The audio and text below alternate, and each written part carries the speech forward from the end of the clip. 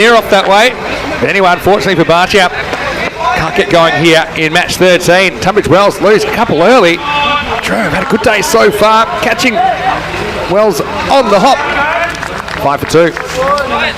Yeah, really impressive start here from Dreux. Just asking the right questions. They've bowled 8 deliveries in this match so far, and nearly every single delivery has asked the right question. A little bit of movement for the bowlers, a little bit of assistance. You like to see that with the new ball. No left-hander comes to the crease now, Vinny. Mark McLean. One thing we haven't had in this tournament yet is a big upset. Into day 3 is Abdul. What do you think about that, Corey? Someone that's maybe a 50-over style opener, good technically, and that maybe isn't so comfortable playing their shot straight away. If they are on your side, where do you bat them? I think you still start with them at the top, and you hope they can adjust to the shorter format. You give them a couple of innings to see if they can adjust and expand their game. Obviously, Batia's got a really good technique, and yesterday he showed he could do that. Didn't get it away today, so he'd be a little bit disappointed at the moment. Oh, lucky one from McLean first up. But yeah, you're right. This group, probably the only thing we're missing is a real close finish or an upset. Yeah, that's right. See the irony there of the French Cup being played against the French team. You like that, don't you? I do like that one. Wade Abdul. That's her 3rd wicket here. I mean, we don't know Arian in the lineup. Chris Williams is in the lineup. He's listed to bat at 11 in my lineup. So, well, it's a bit of a demotion. But I know they are trying to share it around Tunbridge Wells. Pulled away nicely. And this will be a boundary. Just wasn't that much on that from Abdul. And he angled in. It was a comfortable shot. Shepperton. Well, this is a better shot from him, isn't it? He gets his first boundary. Yeah, nice shot. It's probably the first loose ball of the innings. A little bit short. And the old swivel pull. Easy 4 runs there. Yeah, it's a funny one. They've obviously adjusted the batting order and rested some players. They want to get everybody in this side a bit of cricket and maybe try some different formulas. But can Dreux capitalise on that? Yeah, true. Actually, it was the second boundary for Shepperton. Correct myself there. Pretty nicely. Well, they go on the hit. Big chance there, I think. Clean pick up and throw, but he gathered it. I think would have hit him. Would have got him with a direct hit, but instead, just a little fumble. Takes us to the end of the second over. Not too much damage in the second either. Tunbridge Wells, they're 11 for 2. Yeah, really good start by the bowling unit. I mean, I do feel like Dreux is more a bowling-dominated side, but this is what it's all to play for, Vinny. I mean, if they can win this, Dreux, they're pretty much assured of a top 3 finish. That's what it's all about. They leave themselves open to getting caught by Svanholm in particular. If Svanholm win their remaining match, which is against Star, you can imagine they'd be big favourites in the 4th match today. And Dreux will drop out of the top 3. So yeah, an upset here would be worth its weight in gold. Afridi is seen to continue. Gets inventive. Oh, and he almost gets there. Well, in fact, he does get there. Mohammed Nisa. Oh, this is just a ramp that hits the bat funny, and it doesn't really carry with the pace. Kind of clunks. And Nisa, well, I hope he hasn't done himself any damage here. He gave everything to try and catch that ball. In the end, he couldn't take the catch. And another close call for Tunbridge Wells. Yeah, let's hope he's sees right foot as he tried to make contact with the ball and take a clean catch. Half a chance. Interesting shot option this early, but no fine leg. Yeah, true. You can pretty much trust the bounce on this wicket as well, obviously. Nisa, who scored 69 out of 23 balls this morning, he looks really good. This is going to be a great test for Dreux. They're big hitters. Can they do it against the quality of the English bowler?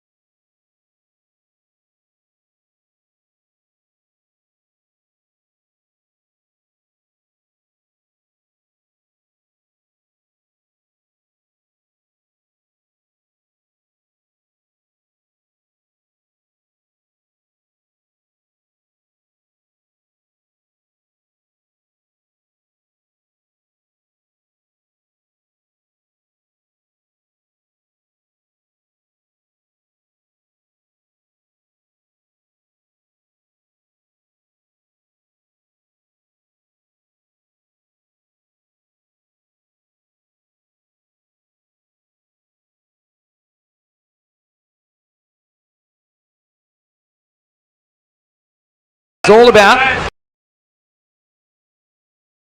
Period. And even though it's only 10 overs aside, there's a lot of time for the storyline to change. And this will be a good test for Tunbridge Bhatti, the captain now, who's going to come on in the 4th over. He does have the protection of 5 outfielders now. So we head out of the power play. Ball to the left-hander in that shorter boundary on the left. So why not go the reverse? I was just about to say, good option. Well, you've got backward point and point in the ring, so I mean, if he gets a bit of it and beats the gate, we'll go for 4. But part of me sort of wants to see him take on that short boundary as well, left arm off spin, coming into a left-hander. Or he could just hit it into the bar. He's you're left-handed, you're wasting your left-handedness. He's obviously he's very good at going behind himself. He's shown that already. Bhatti's had a good tournament with his left arm off spin though, hasn't he, Vinny? Yeah, he's been really good. Step, hit, and a chance. Needs to be taken. And it is. And it's my main man, Alexander Hakuk, the specialist fielder. And he's in an important position. That was a big moment. But the Frenchman was up to it. He holds on to the catch. And that's the end of Shepparton, who has to go for legs 11. And Bhatti does the trick. Just not out of the middle, was it? And Tunbridge Wells are 24 for 3. No, nice steady catch. Batsman comes down the wicket and Bhatti just changes his length just a bit, brings it back just enough. Doesn't get enough on it. And the old specialist fielder, you don't see that every day, Vinny. A big fan. I don't know if you remember this. They were playing in that Group A in ECL 19, Corey, but Alexander Hakuk pulled off an awesome run out. Short mid-wicket, hitting one stump direct. It was a bullet. This time he does it with his hands. Disappointment for Shepparton, who goes no further than 11. Well, Chris Williams might have been listed as 11. They might have just scribbled that out. He comes in at number 5 with his team in a bit of trouble, 24 for 3. Just shows you can't take any team lightly in this tournament. And, 3 for 24. Force back, but to get off the mark here. Of course, in ECN cricket, if there is a catch taken, even if you cross, you have to cross back. So that's why Williams was on strike there.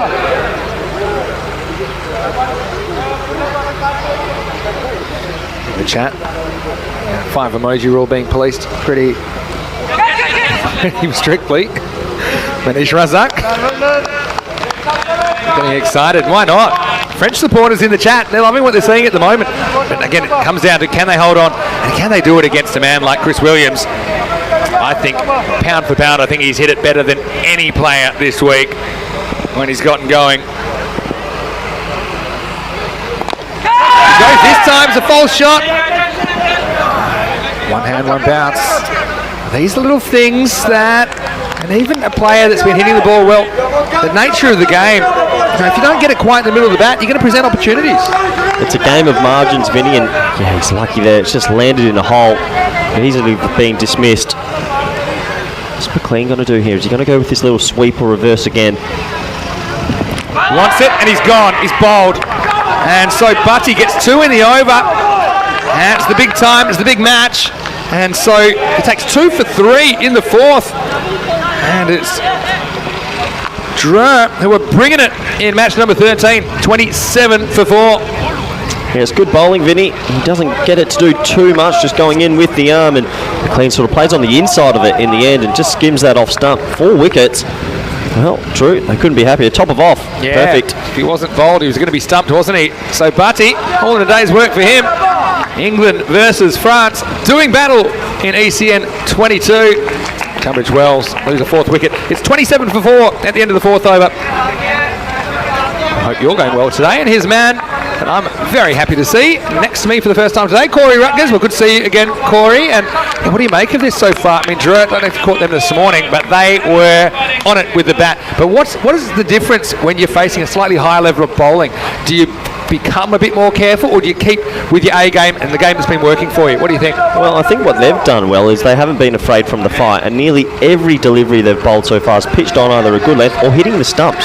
They're making them answer the questions at the moment, and pretty impressive stuff. I can't think of too many loose balls, and at 4 wickets down, if they get a 5 and 6 here, we could be on for an upset. Yeah, well, that's it. I mean, T10 cricket, it's the nature of the game, isn't it? And that's why it's so exciting. I mean, we had over 1,000 matches on ECN last year, and we're planning to have that many again. So, and if you see that many, you're going to see a bit of everything. Goes straight through Williams. As this looks like Cameron Ahmedzai, who's coming out to bowl now. And look, they've got some good bowling options, France. They're real competitors. They've been itching to get back on ECN, I'm sure. Last we saw of them was back in 2019. So Chris Williams needs to dig in and deliver for his side. On the charge, this one will be a wide down leg side. Ahmedzai's a pretty good player, I think. Didn't have the best game this morning. Came back and bowled reasonably well. Yeah, but France, they don't have that look like they're intimidated. I suppose it's a bit different in the field than with the bat, where there's a bit more pressure on the individuals. But yeah, certainly at the moment, I'm really impressed with what they're bringing to the table. Yeah, just efficient bowling. That one's slipping down the leg side, but they've asked really good questions in this match so far. That one's gone. Adios, Balota. And it's a big blow from Williams, who takes Ahmedzai over the leg side. It's just straight down the leg side, the ball before. This one just drifting into the pads of the English skipper. And that's a six that Tunbridge will sorely need at this stage of the match. That's class batting, that. If any viewers back home and kids watching, see how he sets his feet early, goes deep in the box, make sure he can get the elevation he wants, and doesn't have to hit it too hard with his boundary length, times it, and really good cricket shot. Hello to Manish Manwani in the chat. As Ahmedzai comes in again. This one hits him in front. Just going down the leg side, though. I think probably just hit him in line with the leg, but I think natural angle, just taking that on to miss. But also, a lot of UK watchers in the chat. Let us know how you're enjoying ECN. Hope you are enjoying the experience. If you are new to us, the thing is, there's 5 matches a day from here, 2 tonight as well. So plenty of cricket. It's going to continue throughout 2022. This is hard. Finds a gap. Oh, it's good fielding. Well done. Hussain Mohammed somehow keeps that to 1. It just seems to be in a bit from the rope, which surprises me, because that is a pretty short boundary. Does well, keep it to a single. Yeah, it does very well. One-handed pick up with the roll. I'm sure he'll enjoy looking at that later. Good throw over the stumps as well. He stuck the landing. This will be an interesting contest, this, because Ahmedzai is sort of with that slingy action, just slanting it into middle and leg. And you can see Williams wants to plant this over the leg side. So 5 legs gone back for that now. Third man's come into the ring.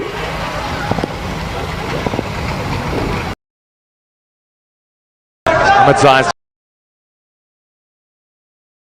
slightly with his direction so far in this over. Yeah, it's because his arm just comes a little bit lower than the perpendicular. So what's happening, he's not looking to really get away swing. It's just slanting in. And what you're seeing Williams do is sort of shuffle across a little bit and go deep to try and help it on its way.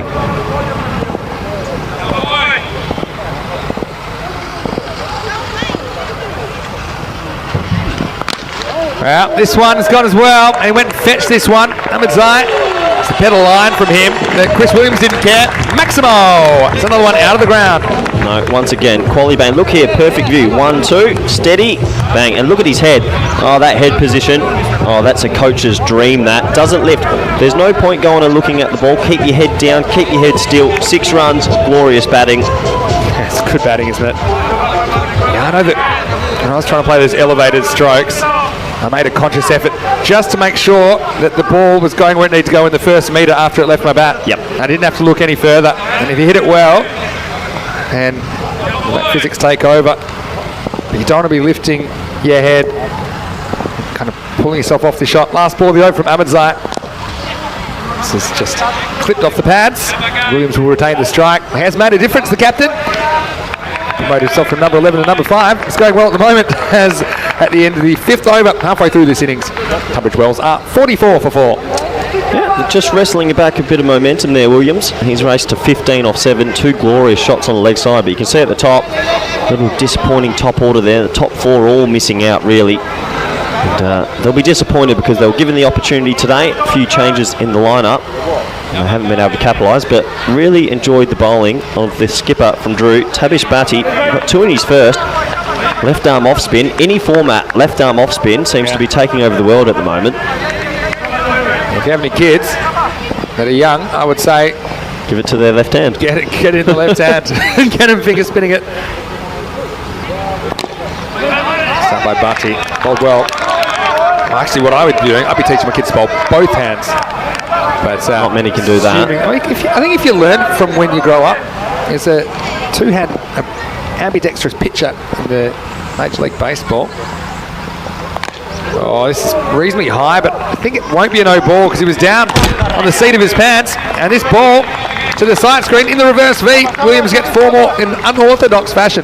Yeah, the old thick edge over the keeper. I thought it was a no ball on first look. It looks high for me. I know he goes down, so it's difficult for the umpire to judge, but it looked high to me. Yeah, I think it was. Might have got away with one, Batty. The thing is, yeah, he didn't get a good look at the waist, I suppose. Is that where the third umpire should come into play? It's an interesting one. This is interesting as well. And watch out, the cheap seats. This one's out of here. Maximo! Another one for Williams. And he looks like he's in the mood to do the business for Tunbridge Wells. Coming back to that, I think what you'll find in this series is that if a wicket falls, they might have a look at it, but I think it does get a bit disruptive, especially because a lot of the time it's not conclusive when you see those wasted ones. I think that's probably the policy they're going with. As long as it's consistent, I don't mind that. We have seen them be a bit more lenient today with those. He's hit straight and into the gap.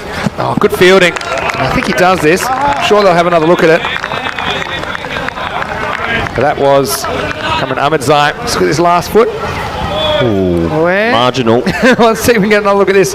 Wind that back when he touches the ball. Has he already landed? That's my question. I think he's all right. And I think the benefit of the doubt goes to the fielder in this. He's fine there. Has he landed? Yeah, I'll give him that one. Oh no, it's been signalled for, Vinny. Well, right, my umpire career is over. Well, what I do know is that if there's any doubt on these fielding ones, they do go to the fielding side. But it's a good effort. What do you think? I think it might. Does he touch it before the foot lands? I think it rolls off his hand instead of it tapping off. I think that probably is 4. Yeah, fair enough. Only just. Give it 2.5. Split the difference. That one won't be more than 2.5. It'll be way more. That one's up in the jungle. Oh well, friendly bounce. It'll come back down, but when it does, it'll be 6. Another Maximo. And Williams moves to 33 in only 11 balls. We saw a strike rate of 300 from Ahmed Nabi this morning, but Williams, he's lighting match number 13 up. Yeah, proper captain's innings this. He's striking beautifully. And Dreux, they've been guilty of bowling very straight to him. The only time they bowled a ball wide of off stump, it was almost caught. They cannot get it in his wheelhouse yet. Last ball for Batty. Should just be one. Kid never fumbles. Anyway, it's the end of the 6th over. The score is 65 for 4. Yeah, really important moment in this game. Obviously, it's gone back and forth. Dreux came out the blocks really quickly with a lot of early wickets, but Williams has come out and showed that it's easy to bat here, and he's raced away. Batty ends up with figures of 2 for 24, and we haven't seen the 5th bowler yet. I imagine we will soon enough.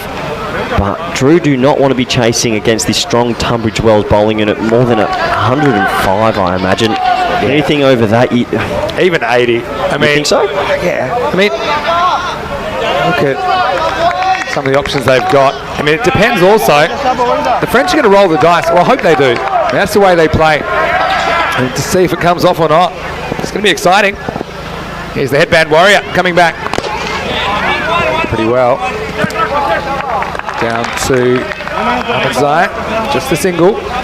6 over check-in time. I mean, look, 65. I think that 2 are balls, a minimum of what they want from here. That take them to 113.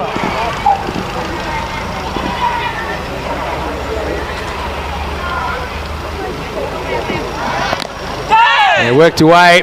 This will be hard to cut off. In fact, it will beat the fielder. There's going to be 4 more runs. 4 carreras más.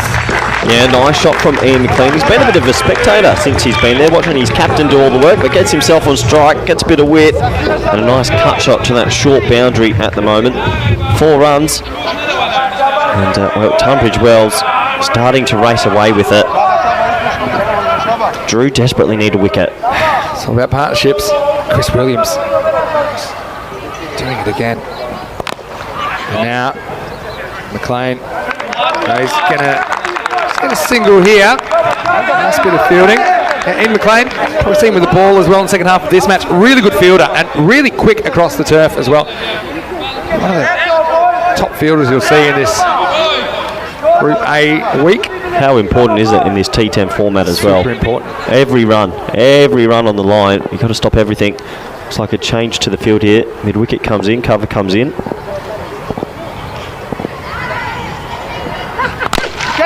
It's so hard, but it's a chance. And Hakook, he pouches it on the 22-year-old. This was a speeding bullet from Chris Williams, but the Frenchman does it again. Oh, he's in there to take these kind of catches, and Hakook does it. Oh, I love that moment for him. This was absolutely pounded by Chris Williams, but he's got to go for a quick fire 37, and the score is 71 for 5. Oh, Vinny, you know I love fielding, and that is a good snare because he smoked that. He couldn't have hit that any harder, and he's caught that so safely. You can see what it means to the French faithful. Big wicket, 5 down now, and really good captain's knock though. Impressive innings, wasn't it? I mean, that can burst through your fingers, and it's a trip to the dentist. It was hit that hard at Hakook. And what a good catch. He's getting a good ovation from the crowd as well. It's great to see him involved in the game. We talked about the importance of fielding, didn't we? Yep. And you see there, He couldn't have hit that any harder. I think he had to be at the ground. It almost made me deaf when I heard the sound off the bat in my headphones. 5 wickets down now, an important one, with a third of the innings left. And it's the headband warrior. Well, he's performing for his team. 2 for 12, Wahid Abdul. Even my hands are hurting just watching that. Abdul has 2 balls, and here is Liam Buttery.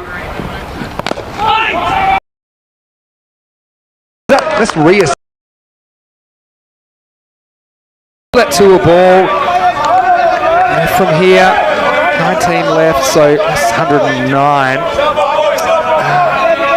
I do think, though, that the wicket of Williams maybe affects how many they're going to get here. Buttery wants to get funky, but he will get a wide.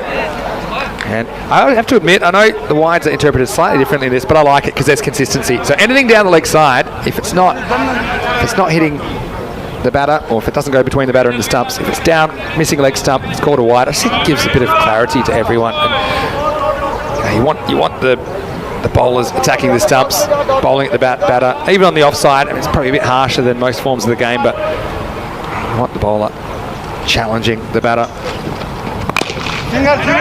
Buttery. This one down to Hakook. Still waiting for him to fumble one. It's been really good this innings, Alexander. As we get to the end of the 7th over, 73 for 5. A lot of support as well for Tunbridge Wells. Got a bit of support contingent down there in the fan zone after 7 overs. 73 on the board, so yeah, 10 and over gets him to 103. Got a busy day myself because I'll be hitting the frog and toad, as they say in England, and heading down to Gibraltar for finals night. One's final, and that is Bavaria versus the Pirates, who were able to do the business on the Sloggers last night, so no more Sloggers. I'm sure they'll be there watching. That starts at 5:30 local, 10 p.m. Indian time. And then the gold final. Well, this is going to be a great clash. Turek versus the Colpay Giants. They met on night 1. I was there at the Europa Sports Complex. It was Turek that won both of those matches, but the Giants, well, they've got a lot of stars. I think that'll be an excellent final coming up tonight. I've got inside word on that. Lorne Burns is currently on a 9-hour bus to try and get back for the final. All right, it's even more exciting. Here's Ahmedzai in the air, but gets over the field at a push for 2 here. Nabi will field, hurls the throw in, but good running. How quick McLean is. Had to come back to the non-strikers end. So Lorne Burns, leg spinning all-rounder, is on a 9-hour bus from Portugal. Portugal, trying to get there in time. It's a faithful man. Shows this T10 form. That's passionate, isn't it? Sounds like a Sandra Bullock, Keanu Reeves sequel ready to happen. Bit of bat on this, I think. Yeah, you can see how quickly it got down to final leg. There's no way that was just off the pad. It was edged onto the pad, I think. Yeah. Did get some of the pad, but gets a single. That's probably what saved him there. So this inning so far, Vinny, it was Dreux that came out the blocks. Then obviously Tunbridge fought back, and now we've got that crucial 3-over ending phase. Sort of feel that if Dreux can end well here and get off to a bit of a fly with Nabby at the top, they could be on for an upset. It's all about the first 3 overs of Dreux's innings, I think, regardless of how many they get. Fumble from Abdul. McLean's quick, but he's not that quick. So I'll have to settle for the single here. I'd have to start my notes soon on the old missed field and plus and minuses. You love that, I might do that on finals day. All right. Yeah. Peacock Fridays with the loud shirt and a few pluses and minuses. It's a bit lazy from me that you haven't done it so far, actually. Yeah, disappointing. If you were really committed, probably would have done it all the way through, but never mind. Easing my way into the tournament. No, you're not a planner. Quarter of the innings to go. Edge and gone. And it's another wicket. Buttery, he's got to go. Just kind of wafts at this one. No real footwork from the English keeper. But he presents a simple chance for his opposite number. Amazah here. And, the wickets keep tumbling. Tunbridge well, 77 for 6. Well, I was just talking about how Amadzai, with that slow arm, well, not slow arm action, that sort of lower arm action, it slants into the right-handers, but then it goes across the left-handers. So for that, just kept going away from Buttery, and unfortunately for him, he gets a feather edge. Well caught by the keeper, and another wicket falls. And, I'd say first 3 overs, 4 overs to Dreux, then the next 3 overs went to Tunbridge Wells. For me, these last 3 overs are so crucial. I'll be disappointed with Liam Buttery. He only makes 4 off 5 in the end. Yeah, and so I think you're exactly right. That natural shape of Amadzai, the left to right, it actually is an advantage to the left-hander. We've seen him lose a few down the leg side to the right-handers. And I'm just putting my Isn't that good to see? Into the chat. But then, look, there's Samir Nayak, who we'll probably see tonight for Tariq. And he's doing a lot of work with the cricket school project. And got some kids coming in right now, which is great. This is just flicked away. 1-2 here. Good throw, has him in trouble. I think this is gone. Yeah, it just seemed to be half a step short here. It was Barker that comes out first ball, takes on a dicey 2. And look, naked eye, I have him half a metre short. Let's get a look at the replay. Yeah, I think he's gone, Vinny. That's going to be tight. Good pick up from the keeper. He had to go a long way. Yep. Well, he sort of throws it onto the stumps. No, that's good keeping. It's out though. I don't think it was intentional. The ball does hit the stumps and the gloves are nowhere near it, so he's going to have to go. Barker's going to go for just one. We'll have another look. This is the benefit of the replay, because the umpire must have been a little bit unsure, not only of whether it's out or not, but when you see the ball not in the gloves, adds another layer of doubt. And I think he's going to get his marching orders now. So disappointment for Barker. And a little bit unnecessary, I think, with over 2 overs to go as they lose the 7th wicket. It's 78 for 7. No, it's a very good throw, Vinny. I mean, I don't mind seeing the batsman push for 2 there. He's only out just. But another wicket does fall. And, Dreux finding back brilliantly. And you see there, kids flocking in here today. We've got a couple in the comm box as well. We'll be showing you shortly, but great to have the local fans joining us here in Cardiff, Spain for some T10 action. This game is hotting up. And here they are. Hello, kids. Give the camera a wave. They're taking over. They're in the box. They're on the field.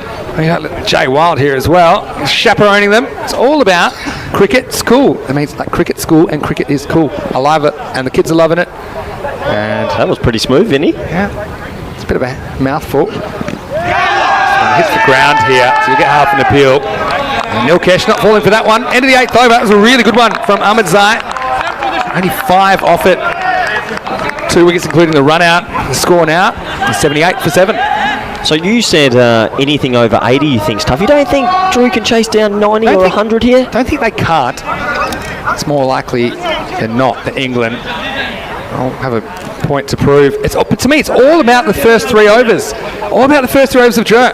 If they come out and they struggle to get bat on ball, it's going to be a different looking game. But if they have a good start, then anything's possible. Nisa, this is a rank long hop, and he gets away with it. I think the fielder out there, Shazad Mohammed, probably thought he was going to have to go get this one off one of the fans, because that's where I thought it was going. What's your thoughts on the leg spinner coming in so late, Vinny? First time we've seen, leg spin in this innings. Surprised he's not potentially getting 2 overs. He's bowled really well so far. Gets away with another shortish delivery. I mean, always a bit more careful as well when you're down to number 9 batting here. With 2 overs to go, you're concerned a little bit, I think, about getting bowled out.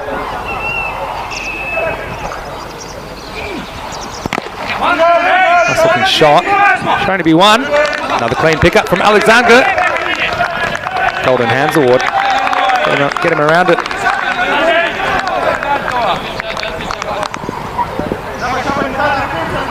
So Mohamed Nisa, he's recovered from that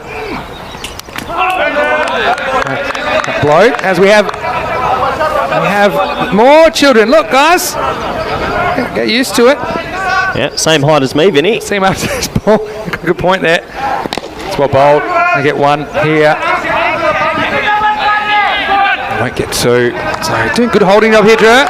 Well, yeah, we got. This is the problem with having Corey in the commentary box when the kids are here, is that he blends in too much. He just looks like another one of the kids. Well, I hope you guys are going well. It looks great to have you here and be involved in cricket and to enjoy what's going on. As Hamza Niaz does the fielding here again. It's just one. End of the over. Tunbridge Wells 83 for 7. Yeah, good over there. And the leg spinner pays off, doesn't he? They're going to keep them to under 100, you'd imagine. And if he said that at the start of the game, I think Dreux would have taken that with both hands. Oh, yeah. For sure. So, you need a big over to get into 100 here. Let's see who has the responsibility of it.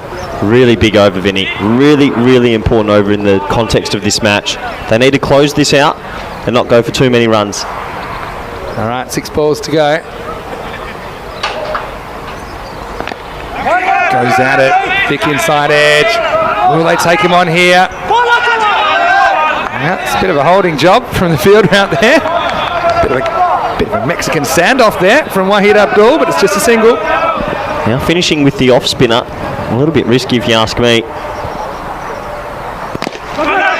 What do I know though, Vinny? It's good bowling. Pretty hard to be a coach, isn't it? It's difficult. Gotta love this T10 format. Anything can happen. Gone. Stumped. And Whiteman. We'll see more of him, I'm sure, in the second half of this game. But for now, just can't get anything going as he runs at Shazeb and misses. 8 wicket falls with 3 balls remaining. It's 84 for 8. You know who's had a good game for me so far? The keeper, Ahmed Zahir. A couple of stumpings, diving catch, run out, helped in the run out. He's been efficient. And good keepers, well, they make a big difference. Different sort of technique, but look at that. Quick hands, a bit of MS Dhoni in that, Vinny. Good play. I often say there's 2 types of stumping. The type you have to rush and the type you don't. That was one that you didn't, so you could just concentrate, catch the ball cleanly. He's going to have plenty of time to take off the bails. When it's closer, sometimes you have to change your technique slightly and kind of call it cheating. It's not really cheating, but kind of cheat on the technique a little bit just to get the bails off quickly. So here had plenty of time. So 8 wickets down. You see number 10 out there now, Joe McCaffrey, spinner himself. This one could be another wicket. Well, no one's catching this, are they? He's coming in a long way. And now they might go for 2. And he's going to be run out. So it'll be 1 and run out. And once again, McLean is quick, but not that quick. And this is a bit of a funny one from Shazeb. And when the ball bounced off the fielder, it kind of sent him towards the stumps. Ahmed Nabi, he's been batting better than he's been catching in this tournament. He thinks he'll race him, but he just is able to get 2-3 more metres. Point blank range. Bang. And McLean's got to go. So now, that's 9 out. The score is 85 for 9. Yeah, well, turned for 2. Probably the right call. You've got to try and take it on. But good match awareness from the bowler there. Shahzeb Mohammed gets the run out in the end, and well, the off spin's working at the end, the spin's working at the end, and well, Dreux have definitely closed out the back 3 overs, the better team. Yeah, that's right. Just cost them 1 run in the end. Nabi gets half a run out for that. So down to the last legs. Not a bad shot though. Here's Smudger. Dave Smith gets 1. Yeah, 1 to go. Well, you said Dreux had to keep him around this 85 mark. You've been spot on, that's for sure. Yeah. Game on. Last ball. Gets a piece of it, but it's taken very, very well. Oh, what an excellent catch, and it caps off an excellent 10 overs for Dreux, the French champions. Shazeb takes 2 for 3 in the last, and Tunbridge Wells bowled out off the last ball for 86. And I think this is going to set up an even more interesting second half of this match, Corey. As Dreux, they'll have to bat well in case there's no gimme against an England team that'll be desperate to atone for some failings with the bat in match 13. Well, it's a creepy number, match 13. Unlucky for some. But Dreux made their own luck, you have to say. I think of some of the catches that were taken, particularly Alexander Hakuk, the way that he caught Chris Williams off an absolute bullet. And so, well, cue the music. There's going to be some highlights, and there's going to be some wickets early as Afridi Yassin ripped a hole through the top order, number 2. Well, a couple of quick wickets, and England, well, they were just trying to mount something, weren't they? But I guess the story here for Dreux, they kept creating chances, they kept creating errors, and then they took those, and it was a procession of English batsmen throughout this 10 overs. Yeah, well, they came out the better of the two sides, didn't they, Vinny? And they took those wickets early, and you sort of felt at this stage, are we on for a little bit of an upset? There were some half chances that got missed, but overall, the Dreux bowling at the start and the fielding level was exceptional. And I was really impressed with all their all-round fielding, especially their deep fielding. And it was these first 3 or 4 overs that they took everything, and they backed up the bowling unit, which was really impressive. And that's what you've got to do. Butty, the captain, left-arm off-spinner, came on. See you later. Top of off-stump. Really good bowling. And as you see here, that was deemed for in the end. But this is when the tide sort of turned just a little bit. And the captain came out, number 5, Chris Williams, played some glorious shots to the leg side. He had a little bit of support from the 6, 7, 8, but just a little bit. But while Chris was there, we thought, oh, what's going to happen? But bang, good catch. He hit that like a bullet. And what an excellent catch was by the specialist fielder, Vinny. That was faster than a speeding bullet. And a young Frenchman getting the job done. Little nick from Buttery. He had to trot on his way. Nice bit of keeping. This one by Ahmed Zahir to take a bit of a wide throw, and then stumping, and then this. The comical one out in the end, really. You don't want to miss, especially when you've cheated an extra 3 or 4 metres to get closer, but he didn't. And at the end of the day, Tunbridge Wells, I think they're the first team to actually get bowled out in this tournament. And yeah, you wouldn't expect that the first team to get bowled out would be the English champions as we have a look at the scorecard. Well, Chris Williams, without him, you worry about how many they would have scored, because he had 37 off 15 with 2 4s and 4 big maximos. But believe it or not, none of the other English batters were able to clear the boundary during this innings. There were 3 11s there, Johnny Shepardson, Mark McLean and Ian McLean. Apart from that, single digits. And look, really disciplined from the French bowling. Only 3 wides in that innings. 86 for 10. All right, Corey, I know you love a big tip. I'll ask you in a second who your money's on. But first, I'm going to take you through the figures. And Shazeb, well, they decided to bowl him at the end, 2 for 3. Nisar was very good at the end, so spin working at the end for Dreux. 2 wickets for Wahid Abdul, the headband warrior, as well as Tabish Bharti, bowled really well once again. 1 for 16 for Afridi Yassin. So, all right, Corey, if you have to put your house on it, I know you already lost your house with your bad prediction. What do you think? My gut feeling, look, Tunbridge Wells, even though they experimented with the batting lineup, they'll be a little bit embarrassed by that performance. So I think they'll come out firing, and they're going to win by 7. Are you calling it? Yeah, I think Tunbridge will just get over the line. Well, you know what I'm predicting? Golden ball. Ooh. Haven't had one yet at Cartama. Let's find out. Well, when we return in a few minutes, we'll be back with the chase, and it will be Dreux, the French champions, looking to create the first big upset of ECL 22. They'll need 87 runs to do it. Vinny Sander here, Mr. Maximo, along with Corey Ruckers. We'll see you shortly on ECN. You're watching the FANG. You're watching the Betsaball European Cricket League.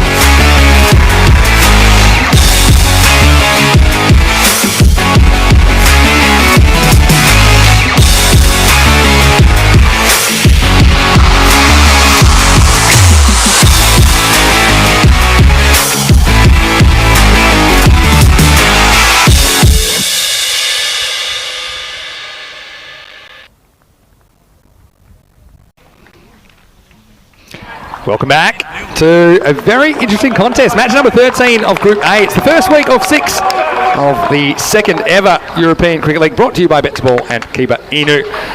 And I can tell you in this one, it's a game that we're seeing the English champions tested.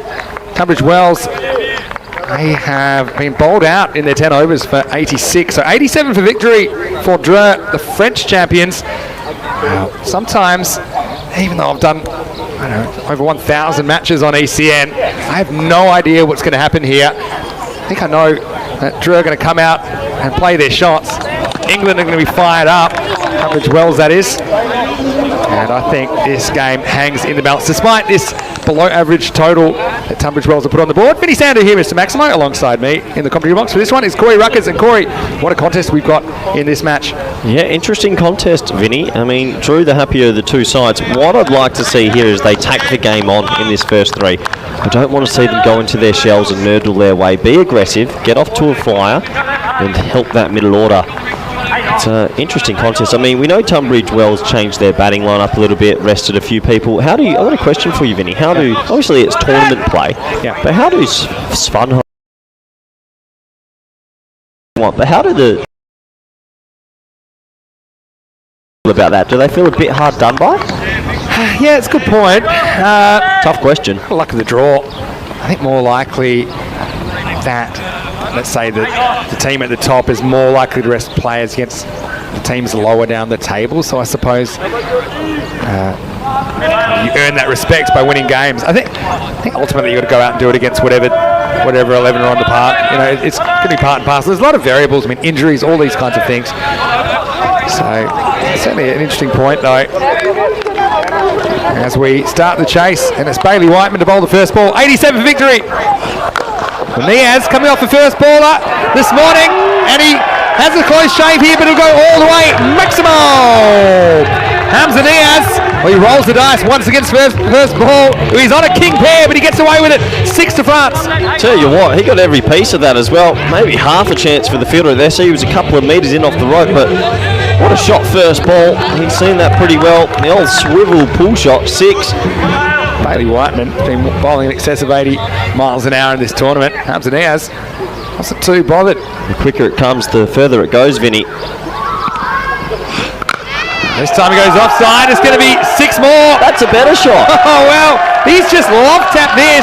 Got over the fence, over backward point. 2 balls, 2 sixes, double Maximo. That's a front foot check drive over point. What a shot. Bang.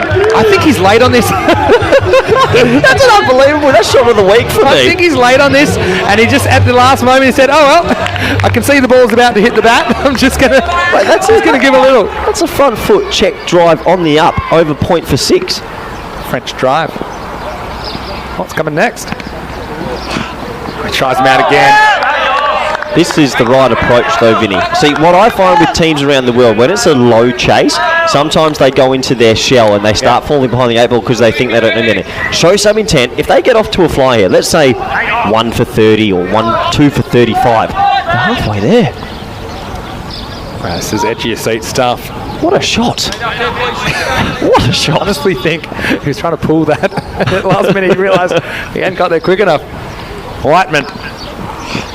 There it goes short again. Niaz unperturbed, and it's going to be 4 more. Cuatro carreras más.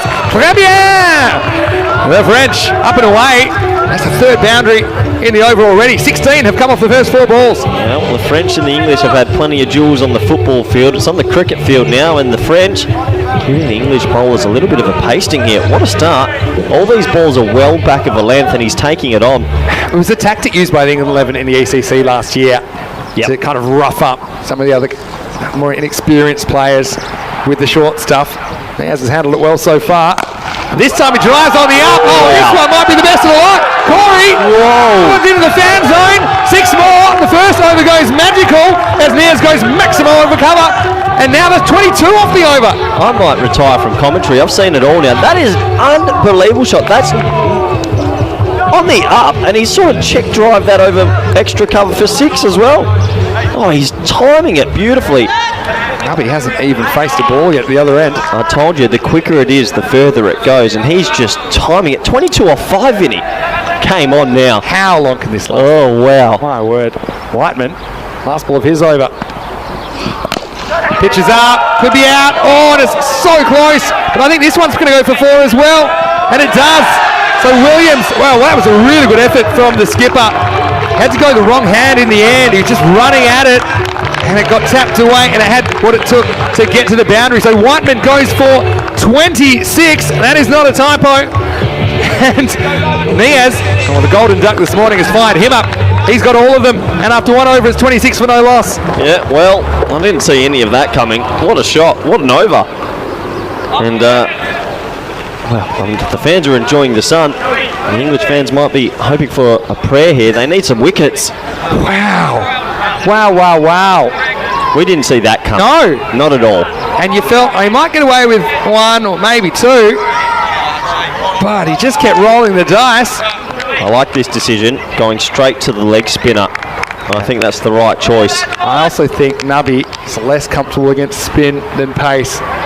Well, who's winning this now? I thought Tunbridge was still there. You said they wouldn't chase 85. They're chasing I this will in say this. 4 overs. There's going to be a twist in this innings at some point. Oh, yeah. I just don't know when it's coming. McCaffrey, the leg spinner, is a really clever bowler. He's going to bowl over number 2. And what he'll do, he will just slide him on pretty quick and try and sneak it inside that wide line on the offside more often than not. He's bowling to Ahmed Nabi. Now I'm wrong, because that's short, it's down the leg side, and that one's going to go over the giant ice cube for Maximo, 6 more. McCaffrey gets it wrong, Nabi cashes in, and he starts with a bang just like his partner Hamza Niaz. Well, 6 for him as well. What a shot, that is absolute long hop. Still got to put it away though. And they've raced to 32 off 7 balls. They only need, if my maths are correct, 55 more Vin. Let's not start counting, let's just watch. Surely not. Surely there is a twist in this match. Saw the England 11 going down to Italy and Belgium during the ECC. Yeah, you wouldn't have picked those results. Well, the Portuguese beat the Dutch as well. Portuguese beating the Dutch. That was a game and a half, wasn't it? McCaffrey, can he get it right? Once again. See you, ball. Adios, pelota. And 6 more. Clickety click, 66. Rolls the dice, comes up double 6s. Nabi doing what he does best, hitting 6s and hitting a lot of them. Sorry, I just need to double check. Has there been a boundary off every ball? Not every ball. Are you sure? Yeah, that was. Was there one that wasn't? Because there was a dot. Yeah, let me read. In fact, let me read you the 8 deliveries so far. 66.46666. Yeah, did you ever play stick cricket, the mobile app? This is stick cricket. Oh my word! What's the current run rate? The current run rate is 28.5 and over. If they win this in a canter, this is going to help their net run rate. This changes the whole group. Under a run a ball. What's going on? Oh, McCaffrey, uncharacteristically wayward. Yep, put it with the rest. 666, the Devils' number. And he's been 2 leg side to Nabi. You can't afford to do that. He's gone 18 off 3. Maximo time. Up to 44 after only 9 deliveries. Oh my word, he's got every piece of that as well. A bit fuller this time, he just leans back and bang. Oh, Vinny, I'm in shock. I'm in utter shock. We said we wanted them to show some intent. They're showing some Just intent. off, isn't he, McCaffrey? It's not what he's been delivering. What is going on? Hello to Jack Perman in the chat. Hope you're well. Everyone else? Hello, Jack. Really enjoying this contest. Yep, there's another 6. Oh, we're on. Maximo! Don't say it, Corey. Don't say it. Don't say it, but that's 4 6s in a row to start the second over. Now check this run rate. I think that one puts it over 30. Because what is going on? That brings up to 50 off 10 balls. Is that the 50? They're going at 5 a ball, Corey. Is that the 50 partnership? That's the 50 partnership. It's come off 10 balls. I've seen it all, Vinny. I've seen it all. The fastest 50 partnership in history. We're not even going to get... Like the best you can do is 9 balls with a 50 partnership. Vinny, I don't want to say it, but something's on here. We're on for something special. Don't talk. I haven't seen it before. McCaffrey. What are we talking about? Was the 6 6s? Yeah. We haven't seen the 6 6s here at Kartama. Have you had it before? We have not in the ECL or the ECC, but we have it in ECS a couple of times. That's more like where McCaffrey's been bowling successfully, but the first 2 set the tone for an over, which has been horrendously expensive. wow. Put it with the rest as this over goes supersonic. And it's a dirty 30 for the English off the second. And Dreux, they're 54 off 2 overs. 56, aren't they? Yeah, 56. Oh. I've gotten adding up. 50's there. Don't let me shortchange you. 56 for no loss of 2. Let me take you through the 12 balls so far in this innings. 6-6 dot. 4-6-6. 6-6-6. 6.6. That is stick cricket back in the day, and this is going to blow the group wide open. Their net run rate, Dreux, and a win here. This is changing everything. Who saw this coming? Not me. That is something I really thought. Shazad Manzoor in the chat's asked, is that the quickest 50 ever? Like, Yeah, that has to be the is. quickest partnership. 50 the off quickest, 10. the quickest you can actually get without wides and stuff is 9 balls, because you get like 9 sixes. That's 54, right? 8 sixes is 48. So it's about as close to perfection as you can imagine. Well, what do the English viewers think in the chat? Oh, they've switched off, surely. Wow, I'm feeling nauseous. Here's McLean. What can he do? Ian McLean. Oh, this will be 4 more. Yeah, well, and a crowd getting behind the French now. This is crack through point. I think McCaffrey, he's not having a good time in the last 5 minutes. It's a funny bounce. This one skates past him. Well, this one will probably bring the run rate down because it's only 4, but still another boundary for Dreux. Well, they'd have to fall over to lose from here, surely. Well, we sort of said that we lacked an upset in Group A. We're about to witness one. They can't lose from here. Talk Surely about an upset. How about a thumping? it's a mauling. 60 for no loss. Down leg side. That's going to be a wide. Well, that helps it. First of the innings. It helps it stay at around 5 a ball. I've never seen anything like that. Has there been a 1 or a 2? Or is it just boundaries? Don't be ridiculous. Yeah, entirely boundaries and a wide. Reminds me, I mean, Nabi scored 100 entirely in boundaries back in ECL 19. This is right up there with that. Oh, wow. This will be 4 more. Yeah, another boundary. Didn't get all of it. Bit of the bottom edge from Niaz. And he's 34 off 8. I think that's slow compared to Nabi at the other end, but still, it's over 4 a ball. And the French openers, I'm almost speechless. Well, Vinny, at the end of the 4th over, usually we turn the camera around for Comcam. We ain't making it that far. They're going to chase this down in 3.3 at this rate.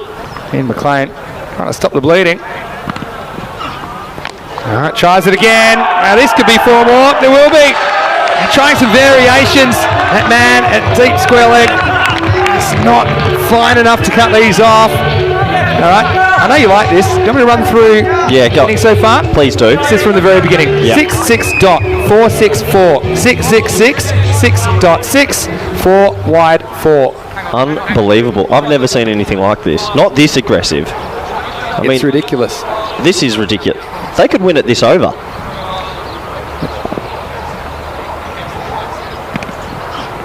They go.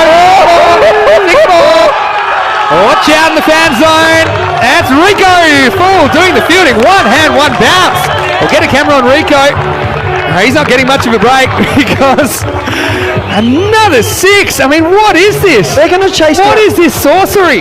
It's like they're playing with a golf ball. It's Vinny, going that far. They're going to chase down 87 in possibly 3 overs without hitting a single, a 2 or a 3. It's only boundaries.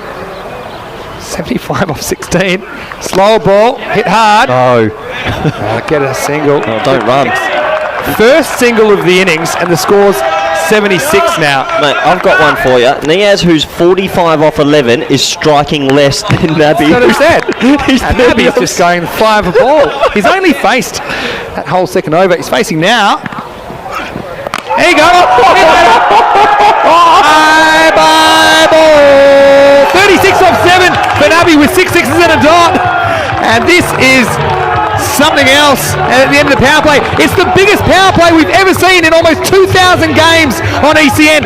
After 3 overs, it's 82 for no loss. Is that the biggest? The highest previously was 77, set last year in Romania by ACC B versus Cluj. Well, I tell you what, if you want to tinker with your team, you pay the piper. Well, I mean, I'm in shock. I don't know what to say.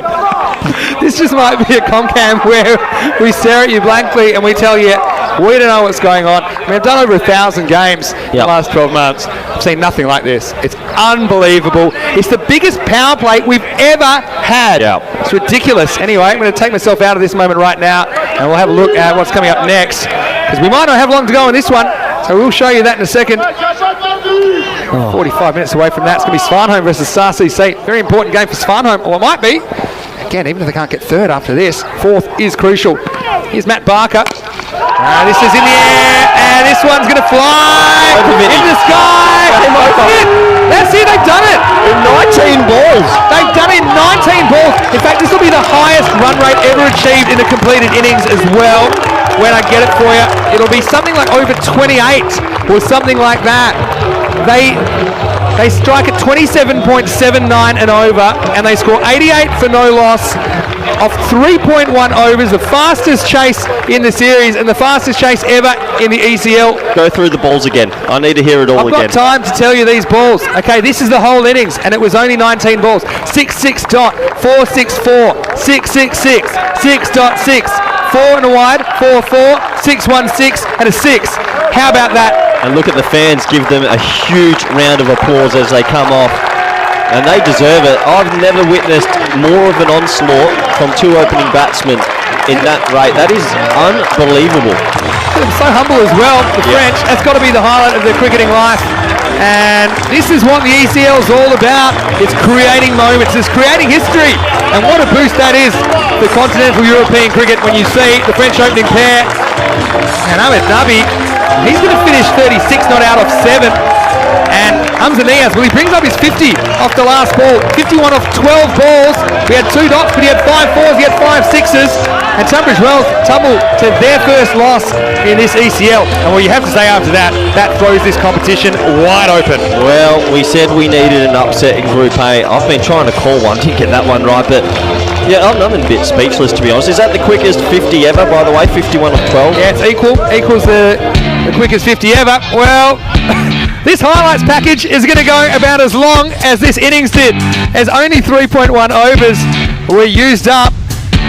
This is a game that I think everyone will always remember if you witnessed it live. McCaffrey, he was just out of sorts, wasn't he? I thought he was the kind of bowler that could challenge Nabi, but Nabi hit him for 5 sixes in the over. Take you through the over by over. 20 going for 6, no surprise. How many boundaries did they hit out of the 19 balls then? Was it 16 boundaries? There were 11 sixes and 5 fours, so it's 19 and 3 dots. So 19 balls and they hit 16 boundaries. That's ludicrous. I don't think I've ever seen anything like this. I know Big OC hit 2-2-2 off 10 overs, but this is exceeding that. This is unbelievable. And you can see what it means to them, all their players, all the fans. Yeah, remarkable. Absolutely remarkable. And just one single in that innings as well. You know what? Just so happy for Dreux. They've had to wait in the wilderness for 2.5 years since their appearance in ECL 19. They've come back and they've had a bit of a slow start to the series. And they are back and they're back to play. Well, I'm going to get in the car and head for Gibraltar. Yep. But I'll be thinking about that all the way. In fact, a bit earlier than I thought I'd be knocking off. I still can't believe what happened. This is what's coming up next. Svanholm versus SC. Corey will be here to take everyone through that one with Rico.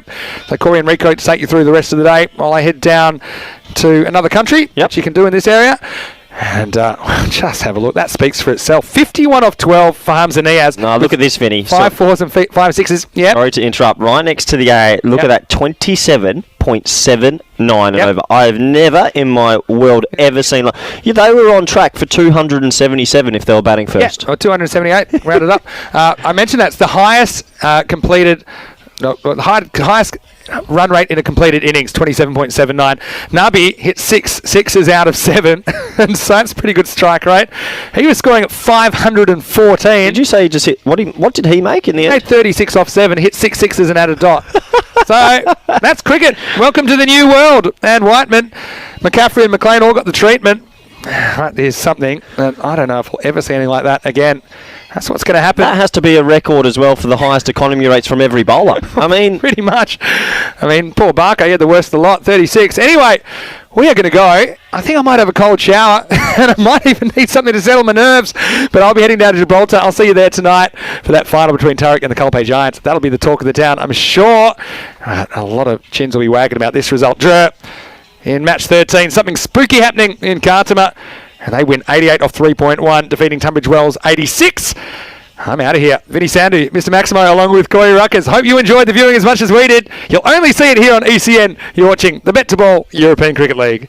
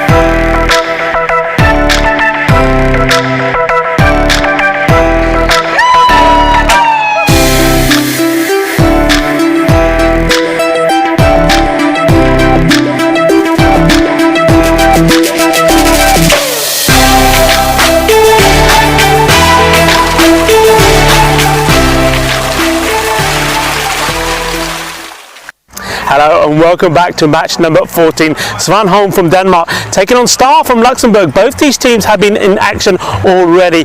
Well, Star, they found it hard going against Dreux, and they still haven't registered a point in the group for them.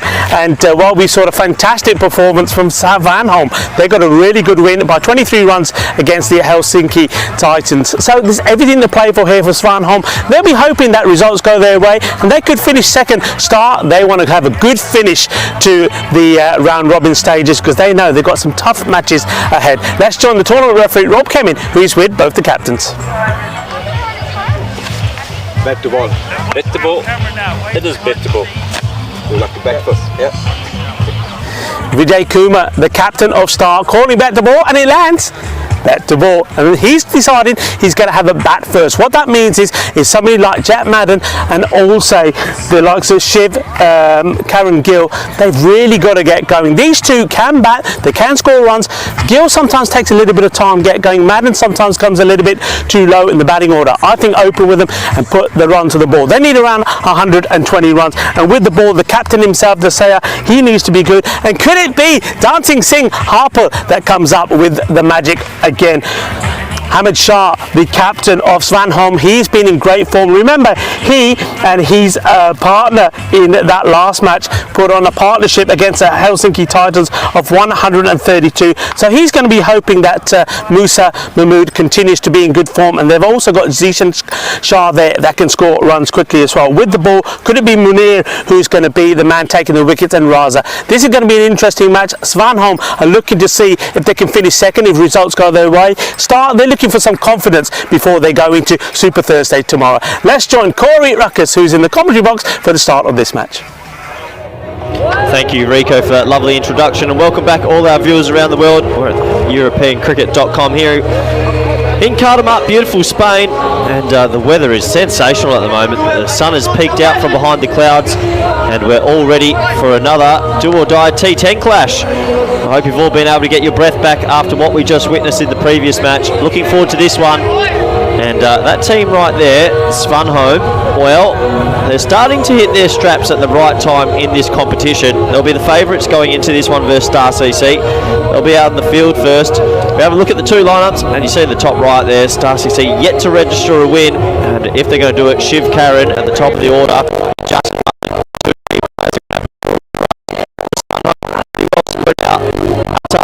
very good bowler, and that top order is starting to fire now as well, not losing a wicket this morning versus Helsinki. So looking forward to this. Can half of the group in the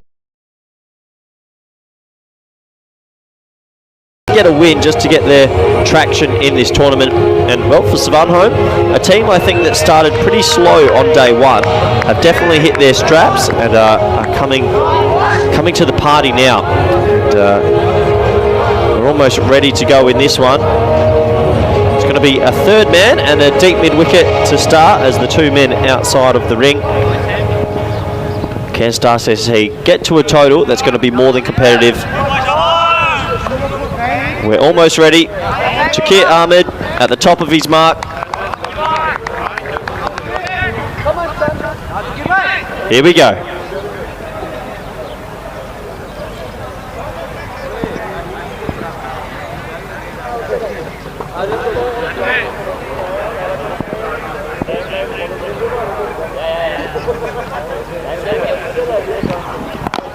It's a good ball first up, good length, just tucked away to the leg side for a single. That will open proceedings. Gill off the mark.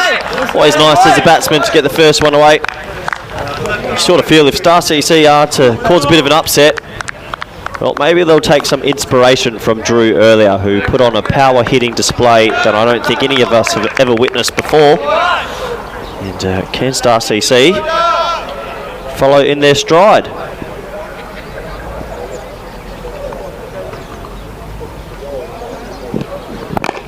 Well bowled, a little bit of shape away, good hard length, and Manapelli respectfully defends that back. I think Star CC can take a lot from this tournament though. Obviously hailing from Luxembourg, one of the smaller cricketing communities in Europe, they've shown they can compete at moments, but they need to compete over the whole 20 overs. Pushed into the offside, maybe half a chance of the run out, thrown in, but well backed up, and just a single. That gets both opening batsmen off the mark. Expect them to start opening the shoulders. 18 balls in this power play. We've already seen more singles in this match than we saw in the run trace with Dreux earlier. Unbelievable. It's wide and cut straight to point, and good movement. I like that. Throwing it in, having a shot at the stumps, showing the intent in the field.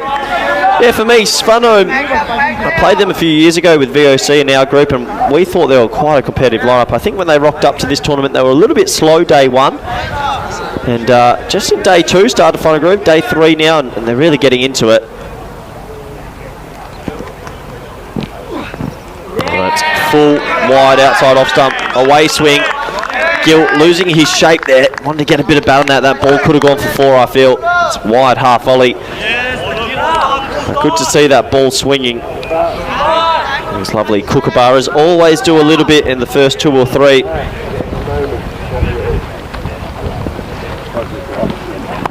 And there's a bit of width, and he doesn't miss out this time. One bounce more, nice shot, kept his shape that time, and they're very happy about that. A Star CC first boundary in the fourth match today. Shimmies down the wicket, a little bit of a swat over the offside, good intent. And the one bounce four. That'll bring an end to the very first over. Star CC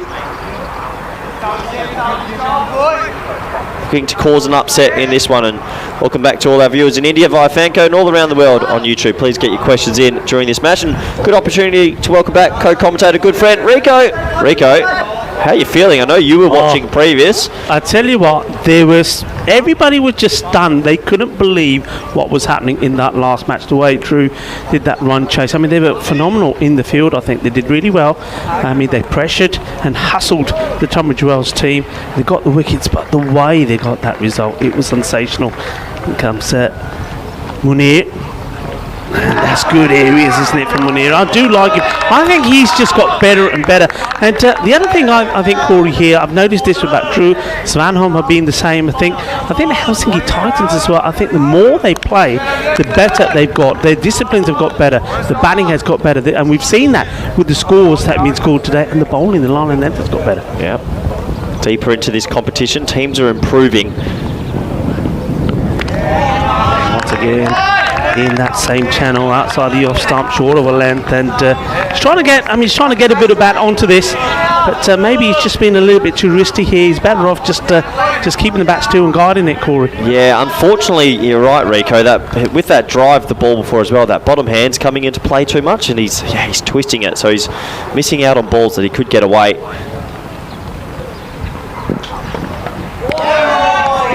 Just swings away a little bit. It's called a wide. That's a tough call.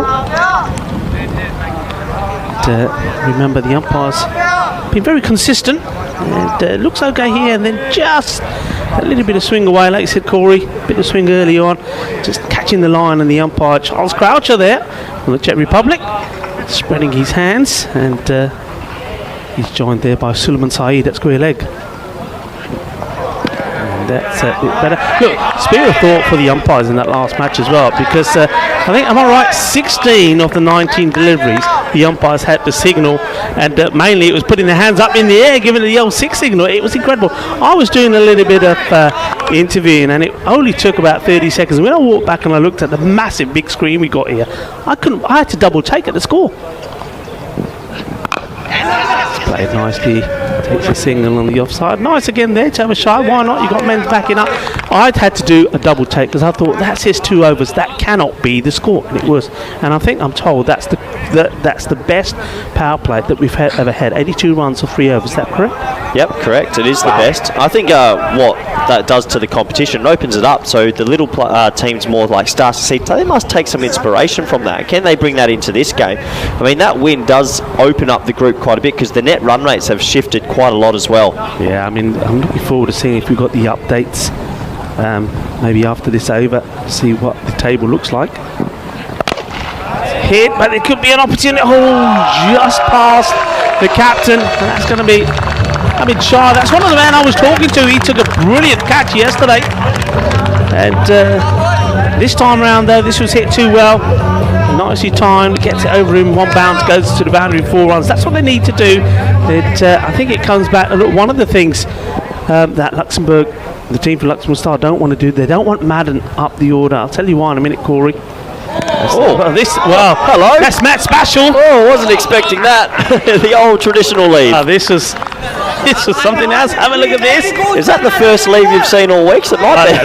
That's the first proper leave. Yeah, you're absolutely right. That's also the end of the over.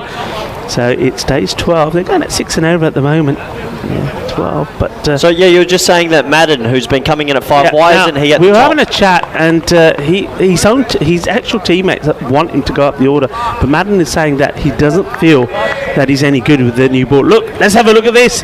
Dreux in second place.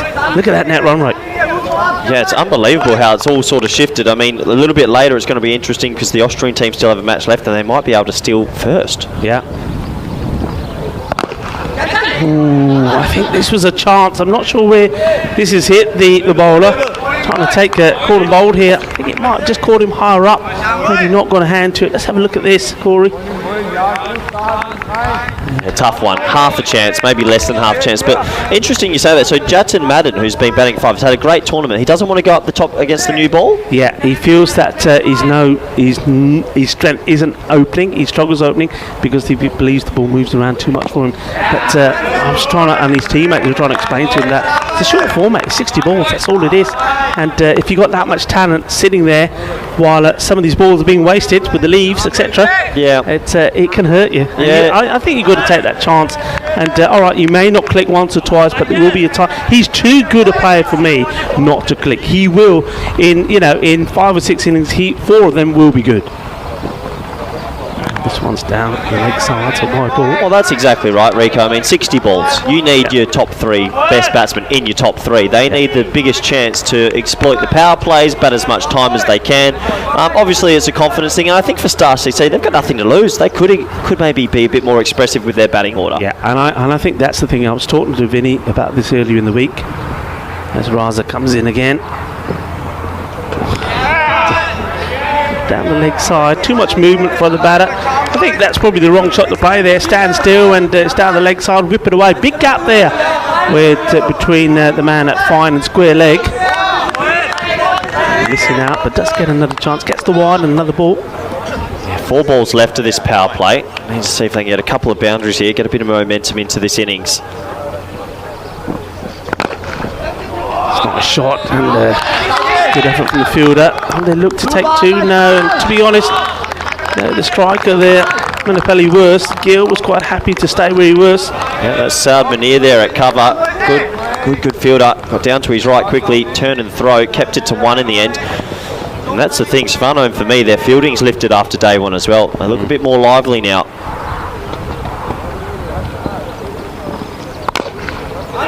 Again, nice delivery, gets the ball in the right areas for me. As it doesn't hold too many short. I mean, okay, he pitches up. He may stray with his line slightly a little bit on the legs there, but so far he hasn't really been punished for that. No, he hasn't. Both batsmen just struggling a little bit for some timing, trying to force the pace. I'd like to see them stay in the crease and keep that head a little bit more still. Oh, well, this was absolutely clobbered back at Raza, and he does get hands to it, and I think he's probably just as well he does, because I don't know how much he knew about it, but he does defend himself. That's come really quick. Yeah, really quick. Also a difficult one to hold on to. Seems a little bit disappointed there, but a bit of self-preservation there. He's saved 4 runs, isn't it? Yeah, he has. He's saved 4 runs. Now look, I'll take you back to, we were talking about the batting order here for Star. We were commentating on that game against Tunbridge Wells. See this ball, Raza, full again in the air, and it's another one that goes down, and well, that's another chance, and this time it's Tukir Ahmed. He looks like he was trying to scoop that up from the ground before the ball dipped, but I think it wasn't as low as he expected. So 2 opportunities, one was very hard. They either stick or they don't, but that one, well, they feel they should have taken that. But at the moment, it's one of those, isn't it? they know that Madden's still got to go in. Leave them in there. It's not hurting them, is it? Well, it's not hurting them too much. I mean, that power play, steady at best, 6, and then 7 off it. We saw this when Star CC played Tunbridge. Yep. Right? Tunbridge, they were chasing about 110, and they were so slow off the first 5 overs, and then they exploded in the last 5 overs. Yep. You just sort of feel that Star CC sometimes show it a little bit too much respect. They have the ability to go big. We've seen it, but they need to do it over a consistent amount of time, not just at the back 4 overs. That's correct. One of the points I made, one observation, and I was trying to chat myself in my mind about the scores they've scored in the power play. I don't think they've gone over 20 runs. In the power play? Okay. Now, in that match against Tunbridge Wells, they were never in it, but they ended up because Gill finally, after 20 or 21 deliveries, hit his first boundary. Madden came in and he scored a quick fire, I think it was 38 of 19 deliveries, and then they finished just 10 runs short. So if they can get a better power play in, they will win matches, and that's another example of what we're talking about. Well, they did this against Tunbridge Wells as well. They left about 3 or 4 balls outside off stump, hoping for a wide. I mean, you have to put bat on that. Backward points in the ring, short Thursday ring. You get any bat that hits the gap, that's 4. You got to show a little bit more intent. Yeah. It's this, man. Mid-wicket will do the fielding. That's the thing as well. When your openers get off to such a steady start, the middle order then have to do all the catch-up work. Yeah. So, a bit of a catch-22 from Star CC. They need to get on with it a bit more and back themselves to find the boundaries. Yeah, and to give you an example of what we're talking about, folks, their first match, okay, the Tigers did put on 161, but in reply, Star CC only lost 4 wickets but made 59. And for me, that's too much, valuing the wickets too much, and they haven't got the batting lineup right. You need the hitters up there early on. Well, even that shot there for me is a little bit more on the negative side. It's a back of a length just outside off. Somebody's pushing it there for one. Got to try and get that over cover a point if you can. Struck well. Once again, just one, and good pick up and throw. I reckon that's out, Rico. If he hits, he sees. Bat sort of got caught in the turf, and it's almost jackknifed him, we call that. But as the throw came, his bat got stuck in the grass, and he drops it. He definitely would have been out. I think he will be. Better angle here. Oh yeah, he would have. And you can, well, the fielder there, he shows you how close it was. Buller, once more, and there's another opportunity, and this is another one that probably would have been out. I'm liking Arthur Uller's bowling. I think he's been the pick of the bowlers for Svanholm for me. Yeah, that steady sort of pace doesn't come onto the bat too well. I mean, sometimes you find the faster bowlers go the journey, but it's sort of that niggly, medium, slow pace, and you have to create your own power off the ball. Short, and this one could go the distance, and it does, and finally there's a boundary to the roar from the teammate at Star. It's the first Maximo, and wait for it, boom, shaka lagya. Yeah, finally gets it out the screws, and that's a well-needed boundary for Stars to see. Hopefully that will kick them into gear, and they can get themselves up to a competitive show. And here's my beautiful co-commentator Rico. Hello everyone around the world. Great to have you here. Well, it's a steady start, Rico, but what do you think Star CC need to make this game competitive? Well, look, I think I said as we're doing the introduction, I think they've got to tweak the batting order so they can get 120 on the board. 120? They have to get 120. I mean, Svanholm, they've got key players that are starting to find their form. Full toss outside off, trying to get it past the fielder, doesn't do a bit of work. Yeah, I mean, when you've got the likes of Hamid Shah, who's found his form here at the moment. Don't forget, in that their last match, there was Hamid Shah and Musa Mahmood, 132 opening partnership to win, to put the runs on the board, and that was enough to win in the match. So they're in good nick. So already you can see what Star have to try and put on the board. That's wild, and here's a wide. It's a good take there from Rahib. That's me. Yeah, that one just leaving the side of the hand. A bit of a rare loose ball, big wide. Manapelli now in for 14 deliveries, and Gill in for 11 deliveries. Expect these two to really throw the long handle here. They've got to take on every delivery they can. A couple of 15 plus overs.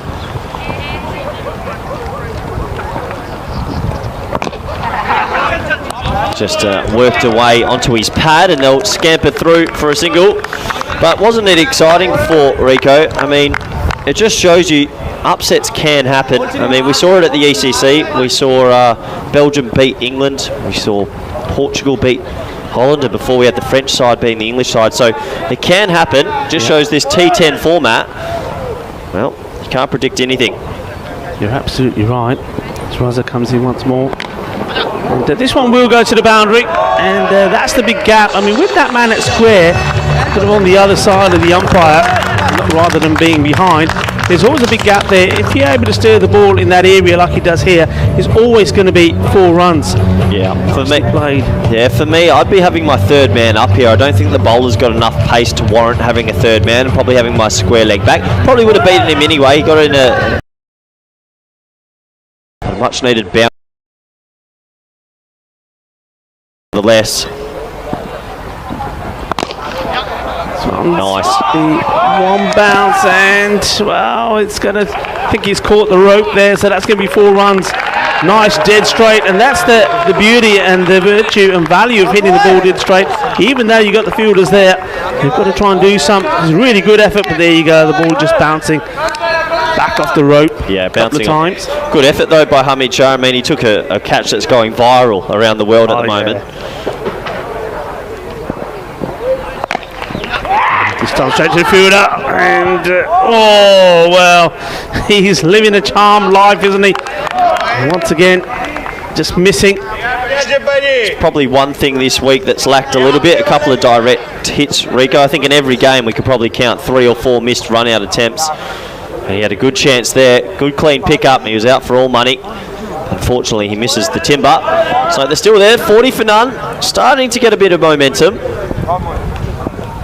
He has a long run up, doesn't he, Raza? Up and away! Volley! Inna Sona! Inna Buddha Shaka! And this is now the moment where you can see start accelerate, because when Gill hits a couple of those shots, well, normally he doesn't stop, so maybe we're going to see the fireworks now on this lovely sunny afternoon at the Carnama Oval. Yeah, takes the score to 46 for none after 5. That was a beautiful cricket shot. Bit of width, put his hands through it, kept his base still, and gets the maximum result. He moves to 28 off 15. He's starting to go. Manapelli, well, 14 or 15, needs to step it up a bit. I think you see on that batting line, Jatin Madden, he'll come in at 3 now. I'd be surprised if he doesn't. Yeah, he's got to. Yeah, 30 balls left. Yeah.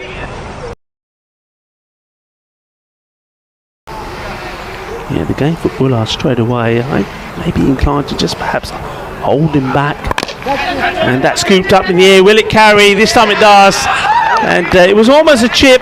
I mean, he didn't really put any effort into this shot, the Manipali, and the catch is taken. But again, I think we're both going to agree on this. Maybe that's a good thing. That is a good thing. I think at the end of the day, I know he's trying his best, but his strike rate throughout this tournament hasn't been too great. And in a funny way, it might be the best thing for Star CC to drop that wicket. Nice, smart catch. But that will bring in a few more players that are a little bit more dangerous and can hit boundaries at will. Yeah, absolutely. And you see there, Svanholm getting into a bit of a huddle there. They're well led, aren't they, by Hamid. Manapelli, 14 of 16. Nice catch there by Munir once more. And Munir, well, Hamid Shah was telling me, the captain, that Munir, well, he's the character in the team. He's the clown. He's the one that makes them all laugh. And I know that his lovely wife was telling him that he loves the work that we, the Good Time crew, do here. Rico Full here, of course, along with Corey. And Vinny, now Vinny's on his way to Gibraltar here. Oh, it's good. We get a bit of a breather from Vinny, which is nice. We can do a couple of games together, Rico. Safe travels to Vinny. I'm sure he'll be back tomorrow. Yeah, and just to remind you, don't forget, he's on his way to Gibraltar, because there it's the last day of the cricket. So we're going to see the bronze final between Bavaria and the Pirates. The Pirates, 2 good wins yesterday against the Sloggers. And then the final itself, Tarek versus the Kelpe Giants. So once the cricket's finished here, you know where you're tuning into. Final stay in Gibraltar. We were correct, Rico. Madden has come out to 3. So he's had a good tournament with the bat so far. This is being hit well, and he's going to do really well to try and get hold of this. And Madden says, okay, Rico and Corey, I hear you, That's what he's got to do. That's a really nice shot. Yeah, nice shot first ball. Got to put it away. It was short of a length, and he smacked that through wide mid-wicket for 4. But I have to admit, Rico, that just frustrates me a bit that he's coming out with only 30 balls left. He has to open. I might even have a word to him. He has to open the batting. Look, I've tried. You haven't tried. You're the coach. You're a bit more persuasive than me. Oh, well, I tell you what, this one would have been sensational. And this has actually gone past him as you're trying to take it. What a catch that could have been from Muller. If he had caught that might have gone up to catch of the week because he hit that so hard. No. He's done well just to stop it racing through mid-off. Oh, yeah, that is travelling. And that's 8 runs that have been saved by the bowlers, you know. Swing here and caught a wide. Look, a lot of people still on the chat, like Luke Belgium, Tommy Jesperan, and Selva-Kuma talking about the match that you just witnessed. Yeah. And one thing I'd say to that, very simple, records are meant to be broken, and how many records did that short innings from Dreux break? Incredible.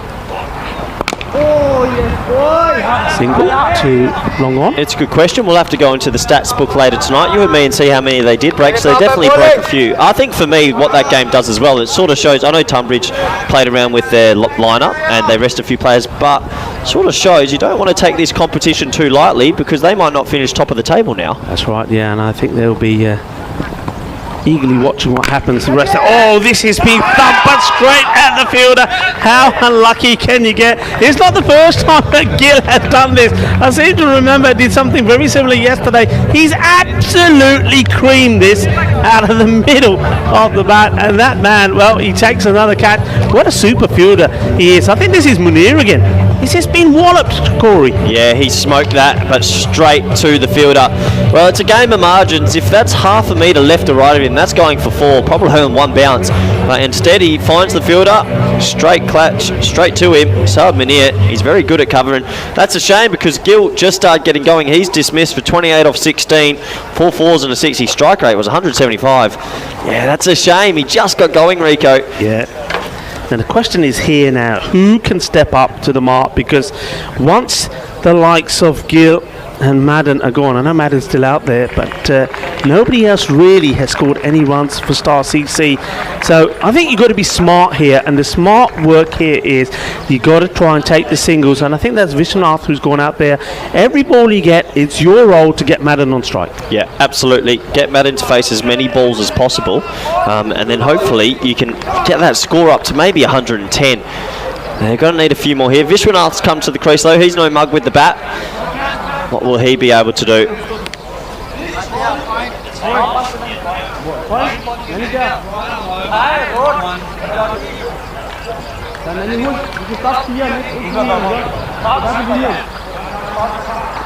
So Vishwanath, his first ball. And 2 wickets for Ulla now.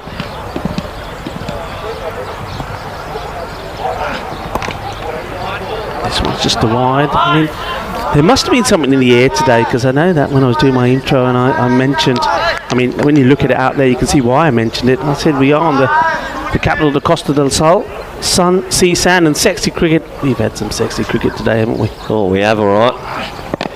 Oh, this one's not so sexy. It's more fortunate, unlucky. Tiene poquito de suerte ahí. Didn't really, that wasn't where he was looking to play, but I think that's worked in his favour, because I think if he did hit this cleanly as he wanted, he would have gone straight down the throat of the man there on the boundary. Yeah, big old leading edge, and lands in no man's land. Brings an end to the over though. 54 for 2. And with 4 overs to go, they've got the wickets in hand to throw their hands at everything. I mean, you've got 24 balls here. I think the word's intent. I want to see 22 out of 24. You're looking to hit a boundary. Yep. I don't want to see nudges for ones. We have a look at the bowling figures. A bit of a rough day for Raza, but the 2 opening bowlers only going for 6 each in the power play. Sensational. The only problem with that, Corey, sometimes you see, I mean, you're absolutely right, that's what you're looking to see, but sometimes you see the batters trying to do that, but just playing and missing, and then it stops balls. And then you think in your mind, well, look, if you can't hit it, then it goes back to what we were saying before. Take the thing or let the other guy have a go. Stop wasting those balls. It's well struck, but it's straight to the fielder. Nice clean strike of the ball from Vishwanath. A little bit of hard luck there for Vishwanath. He smoked that through cover, but he's found the fielder perfectly. Brings on the dangerous Madden on strike though. Bit of experience playing in South Africa. He's had a pretty good tournament with the bat. what can he do for his side here? This is one man, Zishan Khan, who hasn't really lived up to his expectations as yet. This is in the air and it's a straightforward catch. Well, just as I say, he hasn't lived up to his expectations. Well, I suppose he is sort of with the ball, but I was going to go on to say more with the bat, but we come on to that at the moment. But it's another wicket that's gone down, and well, that's an important one because that's the one man that we're relying on to get a lot of the runs for him. Now, with him going now, this is where they're going to struggle. Yeah, well, it was a wide half volley, but unfortunately his leg's gone well outside the leg stump, so in the end he tries to reach for it, can only get the bottom half of the bat, and it's a pretty smart catch taken there. And well, Asad Shah will be happy with his work at short third man. Jatin Madden, the big wicket we were talking about, he's dismissed for 5, 55 for 3 now, and someone else is going to have to stand up for the Orange Army of Star CC. Yeah, when the man who's going out there at the moment is Fahad Chinigar. And let's see what he can do. Well, we know what he needs to be trying to do. He needs to be trying to be hitting these boundaries. Looks like a big unit. Well, if he does get hold of it, it's going to stay here. I'll tell you what, if he gets hold of one with that beautiful grey nicks, there's a fair bit of muscle on him. That's going to go a long way. Needs to get going straight away though. Not much time left in this innings. Oh, done him like it. Well, he sort of goes back, doesn't he? He can't be doing that. He's got to be confident. That wasn't a confident start for Chiniga. No, well, the ball's still swinging after 6, which is pretty impressive. That swung a long way, but yeah, you're right. There's no front foot movement there. Got to get forward. But yeah, pretty impressive to see that Kookaburra still swinging after 6. Yeah, I mean, it's sort of the first 2 games is very difficult, isn't it? Because of that dew early in the mornings, it's very hard to keep the ball dry and hard. But these later games, you can see how everything changes. The ball, as we were, I was saying to Corey early this morning, haven't really seen a significant swing from the ball so far. But we've certainly seen it this afternoon in this match and the match before. Well, the match before, the swing into the boundary, to be fair. Yeah, it was. Had to go for a cold shower after what we witnessed earlier. Yeah, the ball's still doing a little bit at the moment. Can Chinigar, can he get one away?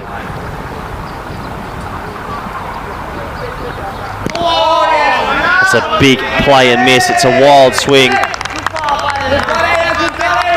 And if you have a look here, just that technical issue, just that front foot sort of going wide outside leg. So look at his front foot here. See how far it is outside the leg stump. As soon as it goes there, if the ball's outside, you can't reach it. It's just technical things. You tie yourself in a knot, don't you? Yeah, basically. Another way of putting it. Dishan Khan, it's been a fabulous over. This one's just slightly over pitch, but once again, that is bat on ball. It's just going to be a single, and well, he's going to find himself back on strike. Chiniga and Vishwanath will probably, or should, probably have a little chat with him and say, right, okay, this is the plan, this is what we've got to do, because otherwise we're going to struggle maybe at this rate to get anywhere near the 80 figure. And here's tomorrow, Rico, and this is what it's all to play for. The bottom 3 and top 3 will separate for Super Thursday, and well, if you're in that bottom 3, your first match tomorrow is an eliminator. Yep. That's not where you want to be in the competition. No, it's going to be tough, and that's why I said this morning it's all about trying to finish in the top 3, and it's going to be difficult. And Star, the way they're playing here at the moment, looks like that they definitely are going to be in that first eliminator. Yeah, you sort of feel for Star CC, they've had moments, but they haven't been able to string the perfect game together yet, and if they can get all those moments in one, they've got the potential, they've got the talent. I agree with you, yeah. They just need to get it all together. They need to get some boundaries right now in this one, because this score is sort of meandering out. Mahmood starts with a wide. Well, the extras have helped. Well, you can see what he's trying to do here. You've got deep cover, deep backward point, and deep mid off, and then you've got cover and short third in the ring. So 5 on the off. He's going to be bowling it wide of off stump. And well, he sort of negotiated this past the man in the ring, and once it gets past him, now that the sun is out and this outfield is quick and fast, nobody's going to stop that. That's a nice shot. Yeah, placement. He's manufactured that. It was back of a length, but it was wide of off stump, and Chinigar sort of swivel pulls it, gets enough bat on it. A vital boundary for him. This is better. Probably that's what Vishwanath is saying to him. Well, that's the areas where, in general, most of the star batters have struggled. Yeah, I mean, if you look at that shot, if he hit that, that's just one. There isn't a really strong power to that, so you're right, they've struggled outside off. Well, this time, he decides that maybe the approach is that he skips across to the off stump and tries to play it. But, well, it was imaginative. But the result is it just ends up being another dot ball, more gold dust. Well, he's hit it fairly firmly, but there is a fielder there in position and no mistakes. It's another wicket, so well bowled by Mahmood. Just sort of held this one back a bit, gave it a little bit of flight. I think that's clever bowling. You know that the batters are going to go after you, and this is nicely done. Look, it's in the slot, but no pace on that ball at all. Yeah, that first point of contact, I thought he had enough of it, but it sort of just hung in the air. And another half a metre would have been a vital 6, but smart catch, held his nerve, he's right on the rope there. Good technique, could have kept his feet a little bit more still, but another big wicket, Rico. And well, if you're Star CC, you're starting to get a little bit worried because that score seems a little bit stuck at the moment. Chittagong goes. Gives another batsman, though, an opportunity to stand up, doesn't it? Yeah, it does. I mean, Chittagong makes 5 to 7 deliveries he got. He did find the boundary rope. But the other thing here, of course, is that Vishwanath is there. He is the most recognised batter. But going back to what we were saying about the plan has to be there, smart cricket. You need to get him on strike. He's only faced 2 balls. He's only faced 2 balls? 2 balls. Yeah, okay. Yep, plenty of dot balls. We might want to work out how many dot balls in this innings. It feels like there's been quite a lot. Only 2.2 overs left. Desai's now in. What can he do?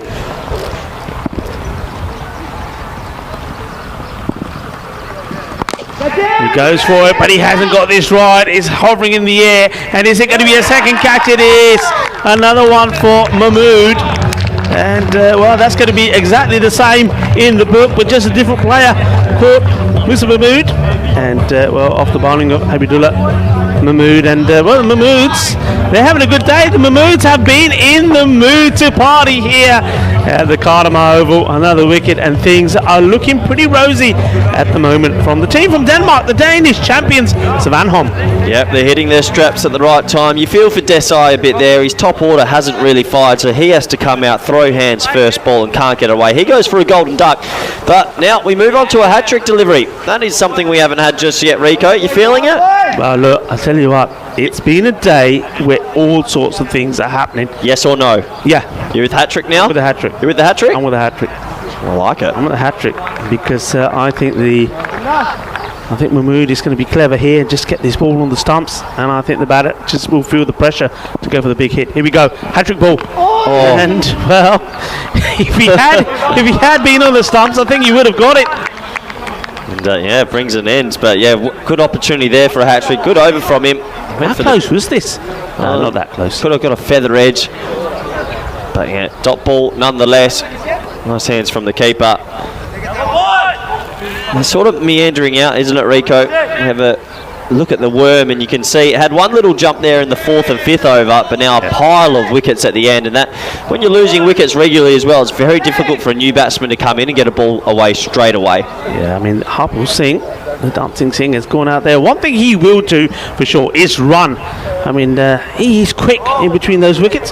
He's had a good day today. Picked up 2 wickets early as well. So my question to you is, Rico, Tunbridge Wells still seem a level above everyone, even though what happened this morning. Who's your second smoky in this group now? So it's very tight. It's nicely played. They've got to push. I think they may not get to this. The Black Kookaburra is racing away, feeling it cautious. The Kitty Balagya Choka.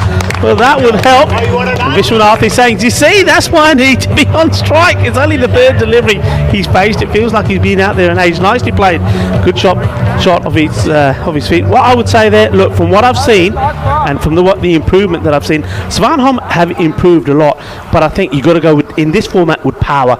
And I think Dreux, the power that they've demonstrated on a regular basis, especially those two openers. And don't forget, they've got other big hitters as well. I think they've got 4 solid hitters there. And if 2 of them click, well, you see what they can do. Interesting. I still think the Austrian side for mine are the second in this group. Yep. And don't count out Helsinki either. Yep. Space it for a single. Yeah, I think maybe Dreux, after the early blips, have shown more consistency, whereas perhaps the Austrian Cricket Tigers have been hit and miss. It's been played well, not played well, played well, not played well. And I think at this point now, you need that consistency, and I think Dreux will be very happy with the way their guns are firing at the moment, and also the way they fielded and bowled against England. Played nicely, it goes out to the offside for a single. Yeah, I think in a tournament play as well, you're always looking for teams that time their run. Yeah. And you feel like Dreux now and Svanholm are timing their run perfectly. Yeah. And when you start getting to those eliminators at finals day, you want to be coming up at your peak. And those two sides just seem to be finding the right formula to win T10 cricket. Okay, I've got a question for you. You can put your coaching hat on for a minute. Oh no. Question coming. What do you mean, oh no? I said coaching, not catching. Hey! Well, that was a pretty good one. Now look, okay, you are the manager, right? Yep, off start. Okay, how do you work with this team? Where do you take them so they're scoring more runs? I think that a bit of intent, but obviously just a bit of a mindset, and I think they lose their shape a lot in the crease, so there's a couple of little technical issues and a bit of a mind issue with their intent. It takes a bit of time, but look, they're still there and trying their best. Well hit. This could go all the way, and it will. Boom, shaka lag gaya, kinna sona, kinna bada shaka.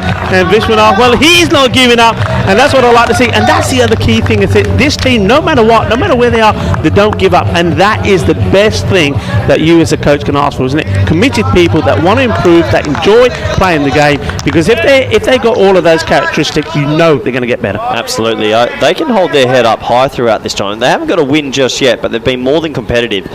Vital 6 runs. Can they explode in the last 7 balls, maybe get up to 90? Played on the ground, they'll take the single, and I think that's important because that keeps Vishwanath on strike. So score moves them at 74. Yep, 74 for 5 after 9, and I mean, I also give credit to Darcy. I mean, they're from Luxembourg. I think I heard this morning about 150 active players there, and about half of those players are over 50. So you're coming up against teams like England, coming up teams from Finland, and the playing group is massive. You've got a lot of players playing there, so they're holding their own, and that's the beauty of this Champions League, is you get minor teams that don't have a big cricket base, but they get to play on the biggest stage. Yeah, and of course they then take that experience back with them. Exactly. And use that with the juniors, the women's cricket, and that's what Luxembourg are doing. So, you know, it's a great achievement for them. And don't forget, we also saw their national side here back in September as well in the ECC, which was the Euros of cricket. So cricket is on the rise, it's on the map in Luxembourg as well. Final over, and it's Munir to bowl it, and nice looking shot. Gets in a single, and he would have loved to have gone back for the second. Now that's good cricket as well, because I think Svanholm know that he wants to get on the strike, and they're throwing it to the keeper. I think if that was thrown towards the bowler, I think Vishwanath would have gone. Yeah, smart fielding from Svanholm, throwing it to the keeper and making sure he couldn't double back for 2. This either needs to be a single or a big boundary. Well, he's got hold of this pretty well. Is it going to beat the fielder? No, it's not. Well, it's the 3rd catch for Mahmood out there. And well, Harpal, you know what I'm going to say, Harpal? I'm going to say, look, you did well, you hit it well, but you just needed to eat just that one paronta more. One more aloo paronta, and that probably would have gone all the way. But look, that fielder there, out there, he's in the right position. That's the other thing, isn't it? Is knowing where your fielders need to be, and he's caught very well out there. Well, yeah, you're absolutely right. Musa Mahmood's the coolest man on the field, because he had about half an inch to work with there, and he didn't flounder at all. Took a smart catch. And he's taken 3 now, I believe, as he practices his shot, as he smiles. Harpal Singh, he's dismissed for 1. But yeah, this is why I love this rule that we've come up with, that now the new batsman coming in has to face. It doesn't matter if they cross. I think that rewards the bowler for getting a wicket. I love that. Yeah, I think that is it's fair, isn't it? Yeah, I think it is, absolutely. It takes away a lot of those little tactics that were being used, which, all right, while the rule wasn't there, you can understand. But this for me is far better. Left-hander in, so always just going to come round the wicket. Always makes the fielders run around a little bit more with the lefty-righty.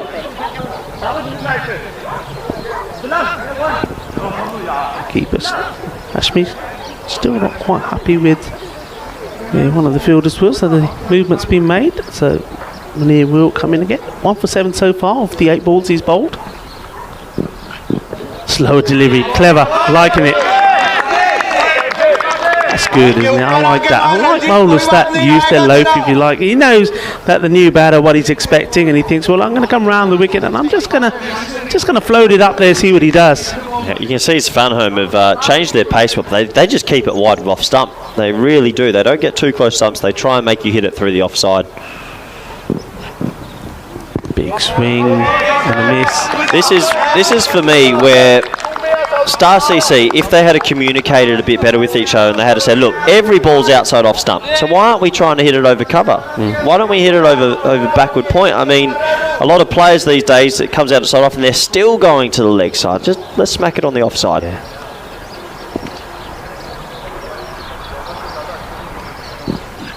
Oh, gets lucky. Goes to the man at 30, he's inside the circle. And maybe that, there you go. There's a thought for you. We can improve some of the cricket. Maybe try it, maybe junior level. Yeah? So think about this. If you run a single by hitting the ball on the offside, you get 2 runs. Yeah, why Everything not? gets doubled if it's on the offside. Why not? Why not? We need. You can still play cricket shots, I think, in this format. You can lift the ball over mid-off. You can lift it over cover. It doesn't always have to be deep mid-wicket. What do you reckon on the chat? You think that'll work? This is a nice shot. It is a chase on for the fielder, but he's not going to get there. Abdullah Mahood, he may be fast, but that's 4 runs. This is a nice shot. Nicely executed, and it was the last ball of the innings as well, so they will get to the 80. Yeah, they get to 80 in the end, and old Vishwanath will be happy with his innings there. Little cameo, maybe disappointed he didn't get the strike as much as he could have. But a couple of boundaries, they get to 80. And stranger things have happened. We just witnessed an unbelievable upset in the previous game. Can Star CC defend these runs? Well, it's going to be very interesting as we leave you with the highlights. So, once again, Star, they know what their weakness is getting the runs on the board. But Vishwanath did try, but, they also could have been run out a few times, but there was a smiling Madden. But I still believe, and we still believe, that if they are to post that 100 score, they've got to use him higher in the order. Yeah, absolutely. So they didn't do that, and unfortunately for them, they got a few boundaries in the middle, but it wasn't enough to get enough momentum and get that score up to around that 100 mark. They lost wickets in clumps, and it was smart fielding through all of Svanholm, and saw Munir there at cover. He's good at cover. He does a lot of good work, and a couple of caught and bowled chance in that. And this was Munir again taking a smart catch. Look at him. He's pumped up, tapping the badge. Bit of a kiss to the sky, and that's what I'm liking about Svanholm. The fielding unit is backing up the bowling unit exceptionally at the moment. The batsmen converged, tried to come up with as many plans as possible, but unfortunately for Star CC, they couldn't get away and break the shackles too much, as a couple of wickets were caught at down deep mid-off. 2 catches in a row for our man there, and he was very happy with his work. There was a chance of a hat-trick that was missed. Bit of party tricks with the old floppy hat, got to work on that, that's for sure. And here was another 3rd catch for our man down there, Musa Mohammed, and he'll be happy with his work. 3 catches in a T10 match doesn't happen too often for an outfielder. It brought an end to the inning. Star CC meandering to 80 for 6, but hey, they're trying hard, and it's great to have them here. Shiv Karangil, 28 of 16, got out at the wrong time. He just started to hit his straps, and Roshan Vishwanath would have loved to have faced more balls. 19 not out off 9. Everybody else a little bit of a start, but couldn't make a big impact on the scoreboard. Let's take a quick look at the bowling scorecard, and this will be pretty pretty nice reading if you're a Svanholm supporter. Good economy rates all over. My man at the bottom, Abdullah Mahmood, the little off spinner with an arm ball, 2 for 5. Could have got a second over, would have loved it. And Ataullah also 2 for 18. And the economy rates of the opening bowlers were exceptional. Look at the Manhattan graph now. As you see, it was just the little engine that couldn't. They just couldn't get enough momentum to get it up to a big total. But I'm sure Star CC will be hoping they can get a couple of early wickets in the power play. And if they do, maybe they can cause an upset in this game. So 80 for 6 off 10. Svanholm require 81. Join us back in the next few moments for the all-exciting run chase. Thank you.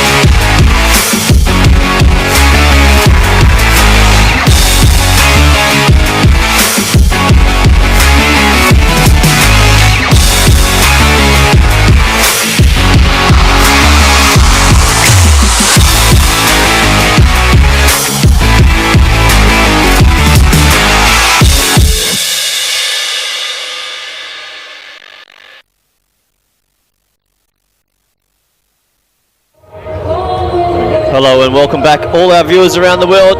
We're here for the second half of this match between Svanholm from Denmark and Star CC from Luxembourg here at the beautiful Cartama Oval here in Spain. You see on your screens there, it is absolutely gorgeous here. There's the marquee, the tents for the players and the all-important bar. I'm sure all the fans will be hitting that up later, as will myself. It'll be an exciting evening of action. Still one game to follow after this as well, but in this clash, Svanholm, they'll be the happier of the two sides. They need 81 for victory. They're finding momentum in this tournament at the right time.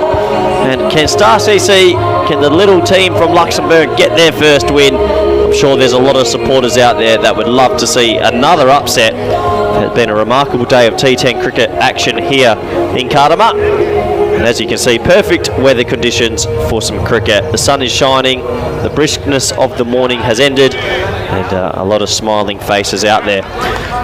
So, right arm over to start. It's going to be Arch Trivedi, and interesting to see deep mid off, deep cover. And he has to bowl this full and outside off stump then, and only 3 men on the leg side. So, interesting option for those two to be the boundary riders. He'll be bowling to Mahmood and Shah, who earlier today put on none for 130 odd. So, Svanholm haven't lost a wicket today. Here we go.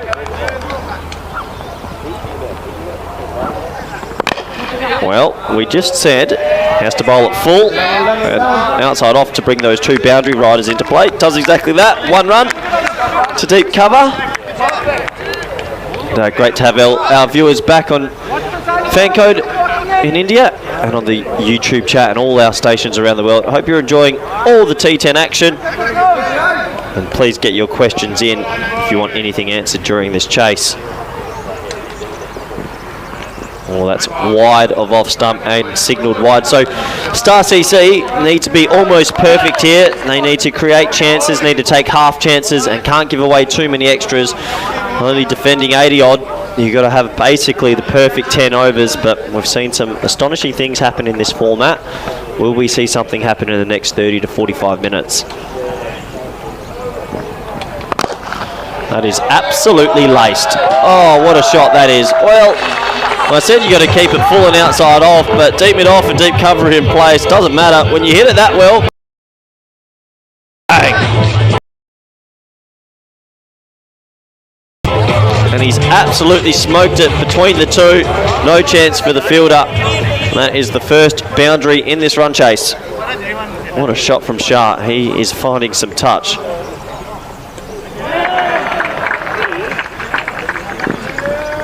Oh, well, it's the slower ball and it's done him all ends up. Oh, and almost rolls onto the helmet.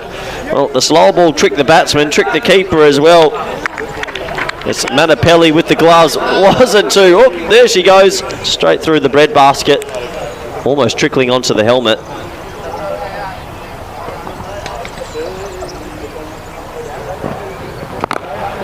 That's respectfully played into the offside, dropped into the gap for 1. So Shah's ticking, and that's the thing. If you hit 1 bounce,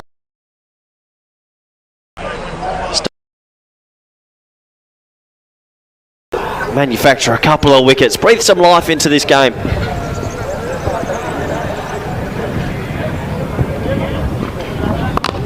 It's outside off and push to extra cover. Well fielded, top ball. And, good noise coming from Star CC out there. They believe they can register their first win in this competition.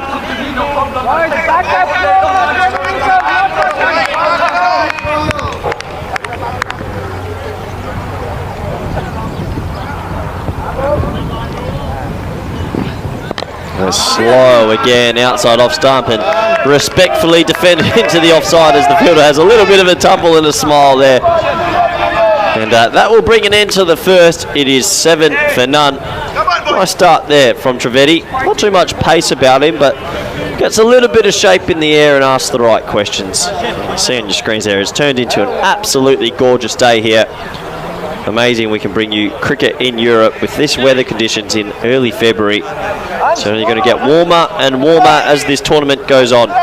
Looks like we're going to be turning to spin now. And, well, Shiva, he's going to come to the crease.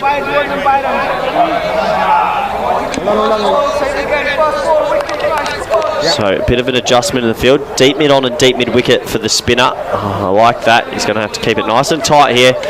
Can he get the first wicket for his side?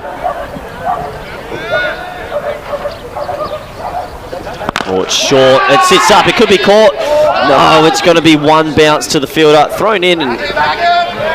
Well, we'll call that a quarter of a chance. The fielder reacted late, but I don't think he would have had a chance even if he moved early. A bit of a long hop, but didn't get the treatment. 1 run.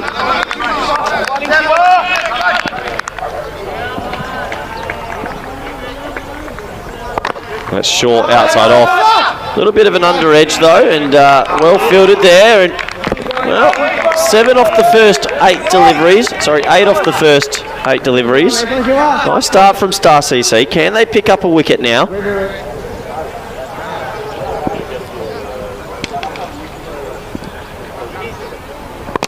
Shot. Beautiful batting. Well, he's manufactured that. He's come down the wicket, turned it into a half volley, and as we said, the 2 boundary riders are on the leg side, so all he has to do is get it over that inner ring, and he does exactly that. Beautiful batting. Well, if you're a cricket purist, you got to love a shot like that. Down the wicket, lofting it over the offside, 1 bounce 4.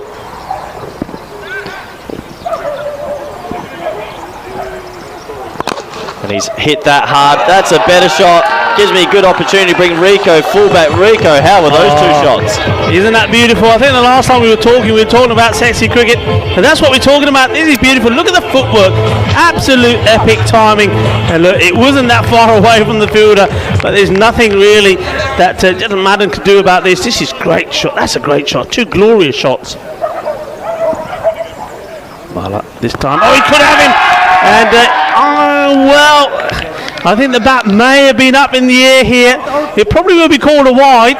Yep, it is. I reckon this is the old wide stumping. You don't see this every day. I think he's going to be short of his ground here. They've gone to the 3rd umpire, Rico. I think the bat he's got round pretty quickly, but was the bat down?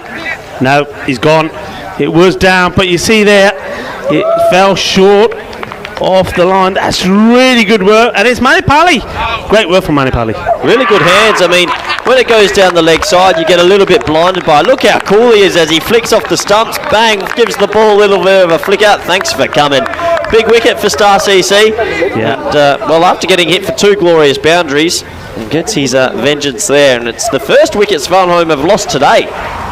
That is really good. And you know what? When we saw them playing earlier today, one of the things that Vinny was saying himself, Mr. Maxwell, was that he'd like to see the spin earlier. Yep. Well, here we are, we're seeing it now. What I hope, because actually Shiva Bala actually opened the bowling in that one, but then he didn't come back until around I think it was the 9th over. They also used Harpal Singh really late. Maybe they need to learn from it and say, right, okay, if spin is what's doing the trick, let's go with the spin. Yeah, why not? I think spin to win sometimes can work.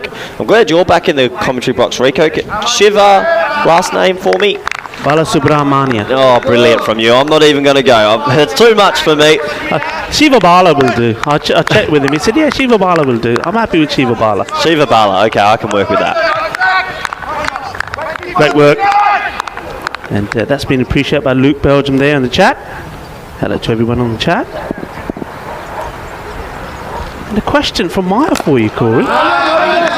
You can think about it and maybe give us an answer. Maya, she wants to know, what's the most challenging part of being a coach? It's a good question. I'm going to need a minute for that one. Yeah, well, you think about it.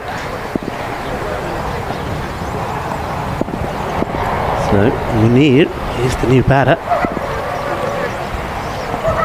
Floated up. Doesn't quite get to the pitch of it. And you can see there, that's why it's been dragged on the onside, but fortunately for him, it drops short of the fielder. He'll take the single. That's the end of the over, so it's 18 for 1 after 2 overs.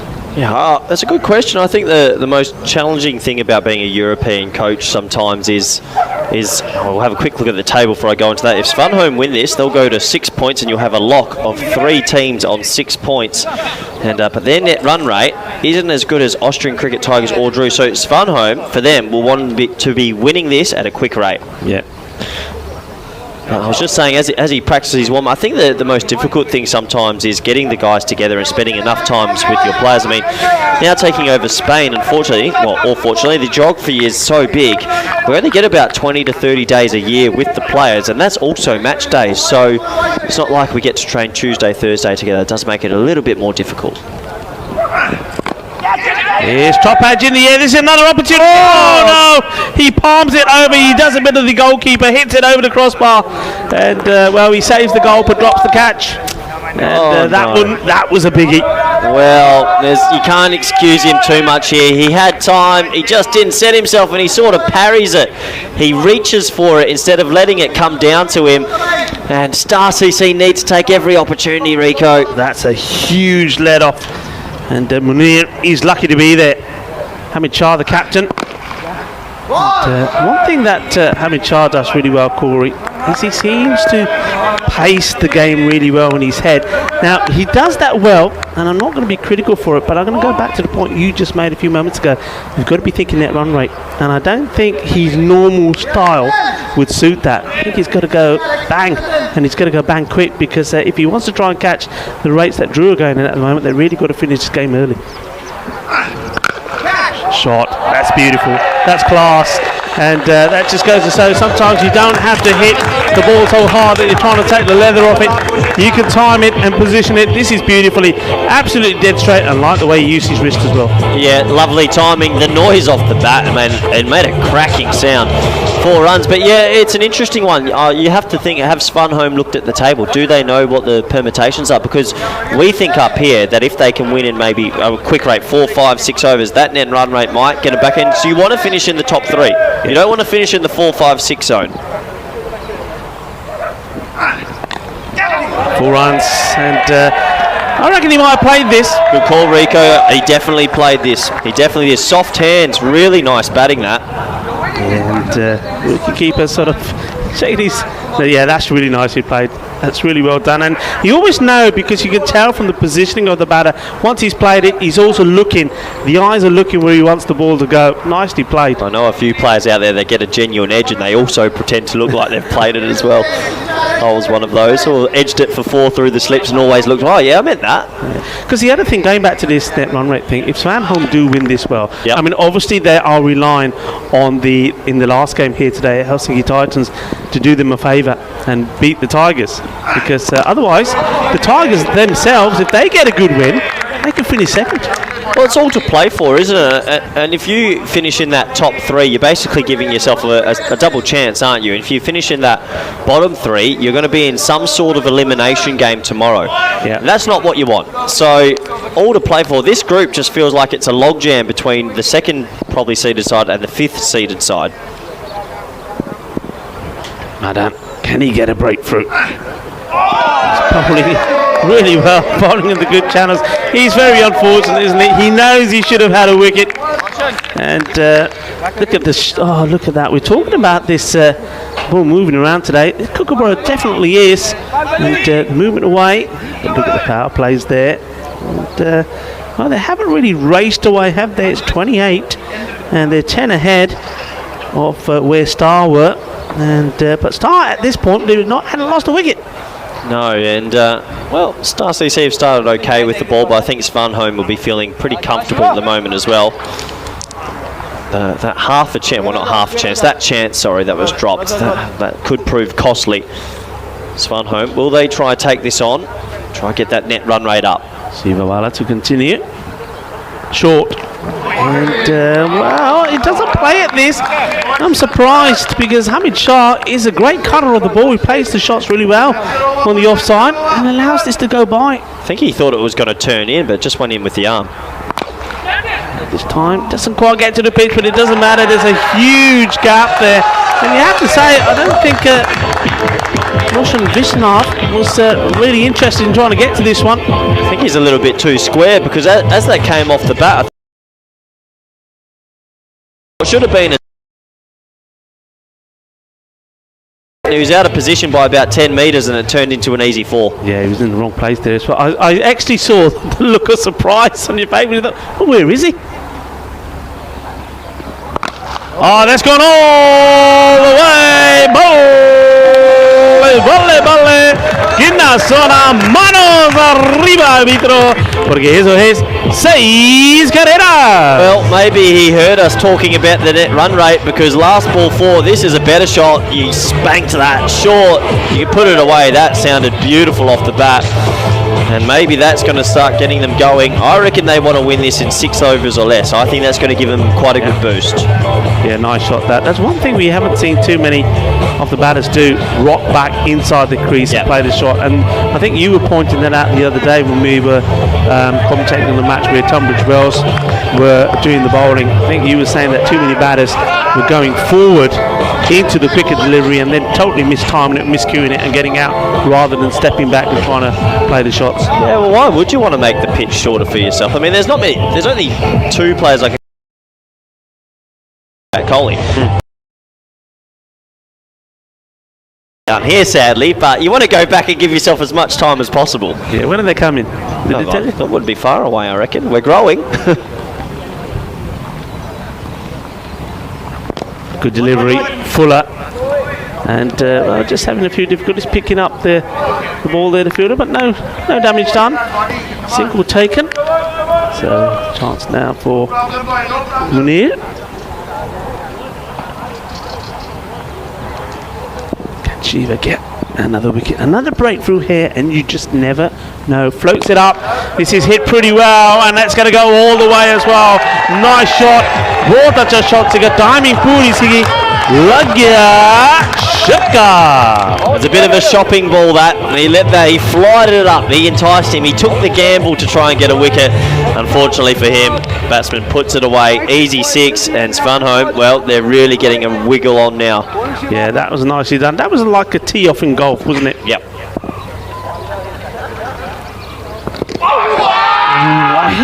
Did I hear a bit of bat on this? Well, I think with what's happened, the keeper's dropped it onto the stumps and they're appealing for a stumping maybe. Yeah, exactly that, but he hasn't lifted his foot, so that should be not out. Yeah, not out is the decision. Quick hands. That's as quick as it gets. I tell you what, you ain't quicker than that. Look, let's take an opportunity once again to give a good shout out to our men in black. I mean, we know we got, they've done a great job. Charles Croucher out there, the sheriff at the moment with Suleiman Saeed, and led very well by Rob Kemin, and also Shubnavjot Singh has been doing his work out there. And our very own and man from the UK, as I like to call him, Harrison Ford as well. Great job. It's not an easy job. They're doing really well. And don't forget tonight, well, this is where Mr. Maximo is going. He's not going on his scooter. I think he's picked up a ride from somewhere. It's the cricket happening. I mean, you're spoilt for cricket, aren't you? I mean, your doctor says you need 5 a day. Well, we give you 5 a day, but you got 2 at night as well. You remember coming up there in Gibraltar, the bronze final, Bavaria versus the Pirates, and then the final itself, Tarek versus the Calpe Giants. So join Mr. Maximo and Joe there in Gibraltar. This time they do take the single. It's good commitment from Vinny, isn't it? He's here, he's there, he's everywhere. 7 games a day. It's incredible. Yeah, it certainly is. I think it was something to do with the free bar and free food that was on offer there. Oh, that doesn't surprise me. Captain Vijakuma just about keeps this inside according to the umpire. They tried to play a little late cut. It was tight to the old tram line. Gets away with it. Yeah, probably wasn't too much in this. Well, they got away with it. This one is floated up, and we'll take the single. Just we're waiting to make sure that it does and did go over the bowler. It did, and they take one. Just going a little bit flat here. I think though they are on top, come back to that run rate. They really want to be looking for a good over to try and finish this quickly.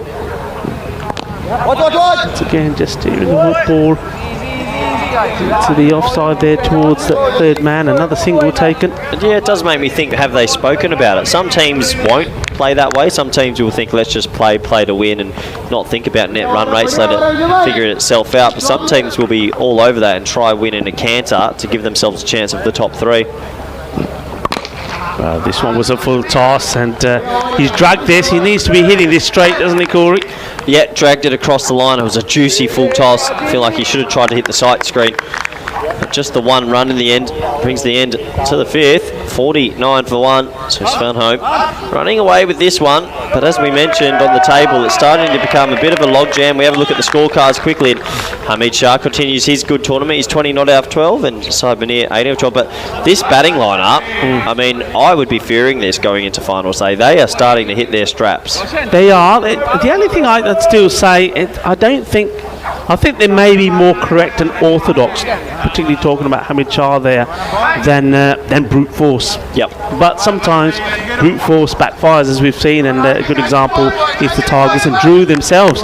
They have had some blips where they've scored low scores, where Svanholm, even when they haven't won, they've always got to that 100 score, haven't they? Well, you'll probably find teams that are a little bit more technical will have a bit more consistency, and the Maverick teams will go up and down with their scores. Well, it's time for Dance Singh, or Hapal Singh, but I think he's getting known around the world and virally as Dancing Singh. H. Singh. H. Singh. Reminds me of a good Indian bowler back in the day. Here we go. Well, just has to stop the field just being changed.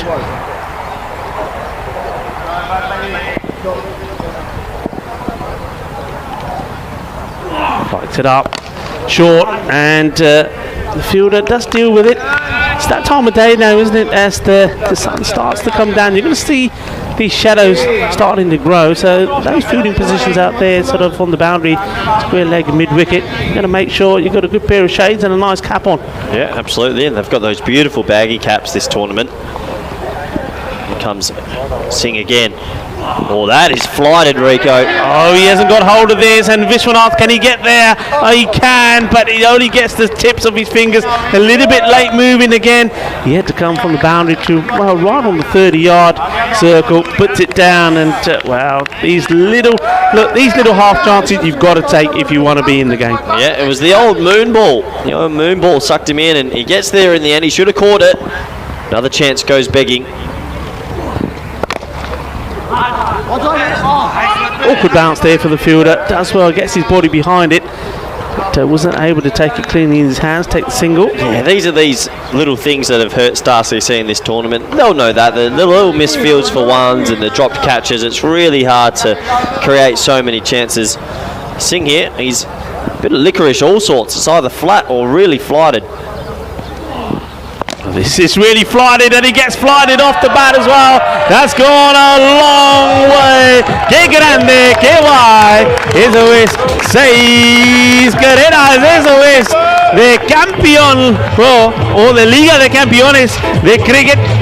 Here's the bat, the ball. European Cricket League that you're watching. Hope you're enjoying it. Hope you're enjoying the fun. Hope you're being entertained.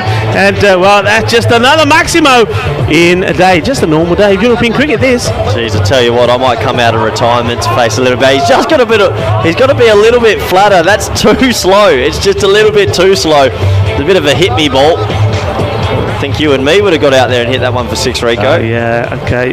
He's just got to get over the top of it a bit more and rip down. He's a leggy. Give it some spin, but a bit more pace.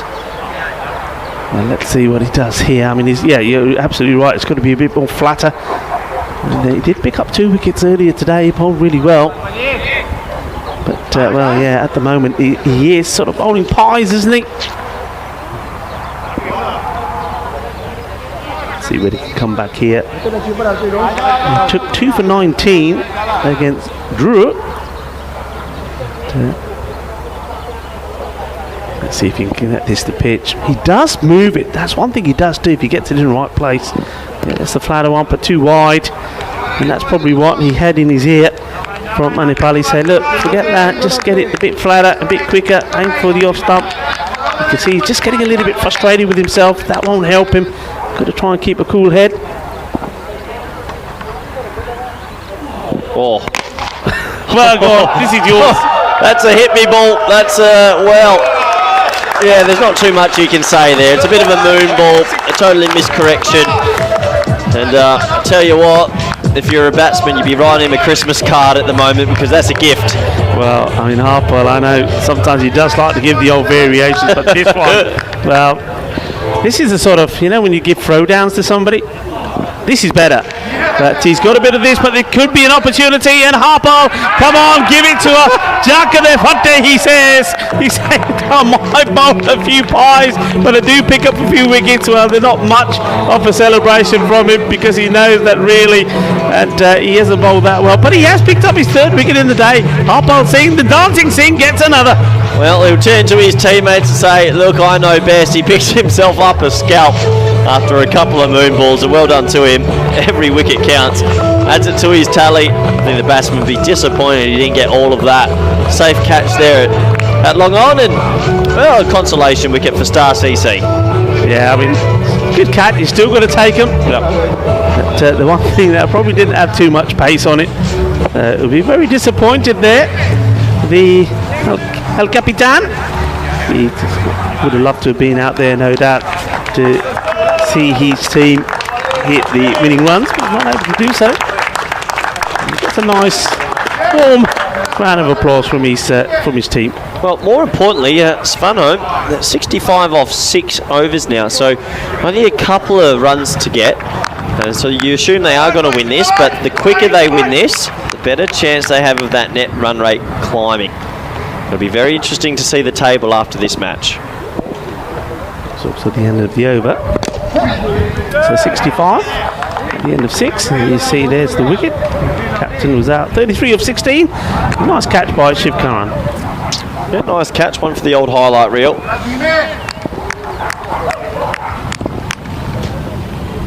Opportunity for Zishan Shah to try and get into some sort of rhythm. It's a very good batter, but so far in this European Cricket League he hasn't shown his full potential. It can happen sometimes in tournament play. You get there and don't have a great day or day 2, but you just need that one innings, that one to break the shackles, and then you're in your zone and you can end up with some important runs at the later end. Hit into the ground. And well, he's just making sure with the dive, almost does the splits on the way up. Yeah, good for Manapelli, the keeper there. Just kept him honest. It was an underneath edge into the offside, and good movement from the keeper. Gets his throw off quick, and how's the dive, Rico? It's a nice dive. Look at that! Look at the splits here. Look.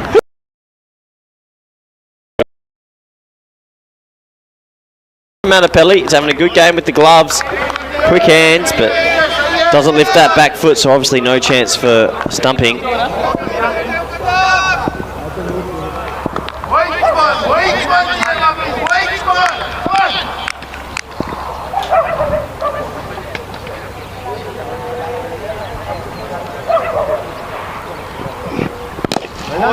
nicely bowled. Well played as well. Didn't try and rush into his shot, just got into line and got it past the bowler, takes a single, doesn't have to take any risk. Yeah, it comes back to that point. I do wonder if they've looked at the table, because I think they should be more aggressive here. Every ball that's bowled, and the slower the wind, the less chance you have of moving that. Yeah, because you were saying you reckon inside 6, right? I mean, they've gone beyond that. This is now going, this is 7 complete now. That's just another single, so they do get the 70. So 11 required. Yeah, because usually the way net run rate works, it goes in how quickly you chase the score. It doesn't really matter about the amount of wickets you lose, it in the amount of balls that you chase it. So what Dreux did earlier by chasing, what was it, 87 in 19 balls, that threw the net run rates everywhere. But we'll have a look at the fantasy dashboard. Rico, who stands out there for you in the next match? Well, look, there's a key. I mean, Ashan Yusuf is always going to be there, the bowler, but look, well, the cross-handed bandit. Let's see how he gets on. He's had a couple of blips along the way. Mizo Shan, he's going to be key there as well. There's just a lot of depth, I think, in the Tigers team, but it's all about whether they will perform. And with Helsinki, they'll be disappointed with that defeat. I mean, Ahad Qureshi was the only man who did get in the runs. And, he'd be hoping that the top order perform. Nice shot. Tips this away for a single. Well, I think it shows in this competition, every single team has maybe 2 or 3 players that if they rock up on their day, they can take the match away. Yeah. I don't think I've seen a bigger logjam between the teams from 2, 3, 4, 5 fighting for 2 spots. It is so tight. Helsinki's a funny one. Helsinki for me came out the blocks hard day one, but they're going a little bit the wrong way. So that game coming up for them, they have to get a win. They have to show that they can get it right at the right time. Well, you know that Vinny's favourite player. Well, I think it's Vinny's favourite player, the Golden Butt. You know he's playing in, and he's another one. Him and Khalid Mangal, they've got to go big. And if they do, you're absolutely right. You could see a score of 150 being posted. Svanholm, well, they just slowly edge their way to this total. I don't think it's the right tactic, Rico. They need to get on with it. Yeah, I'm 100% behind you there. I think as a team or as an outfit, before you go out, you've already got the tactics. You already know what you need to be doing, and I think they had a very good opportunity in this match to try and help their cause where they finish in the table here. And taking this approach probably isn't going to work well for them. So maybe a bit bad on this. And no, leg by has been signalled. Yeah, just sliding down the leg side, half an appeal really. You can always tell where the keeper goes, gives you a little bit of an insight. The keeper starts to go down leg, so slipping down. Well bowled from Madden though, trying to get his team a wicket here. Been good, Madden. Been impressed with him. Nice shot, gets himself into position. So I mean, we're almost coming up to finals day, Rico. A couple of days to go. Who's your team? Who are you backing? What are you thinking in this competition? Look, my theory always is, and I think back to ECC and one of the things that Belgium coach used to say, and he just said, the only thing I tell my team is, I just want you to hit 26s. Hit 26s, you won the game.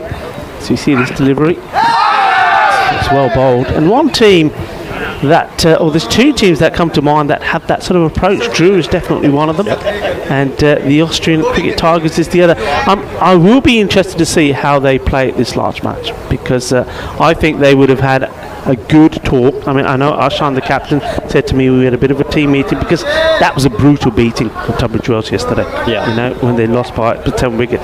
Let's see how they come back. But I just think T10 format, teams that are brave like that play their shots,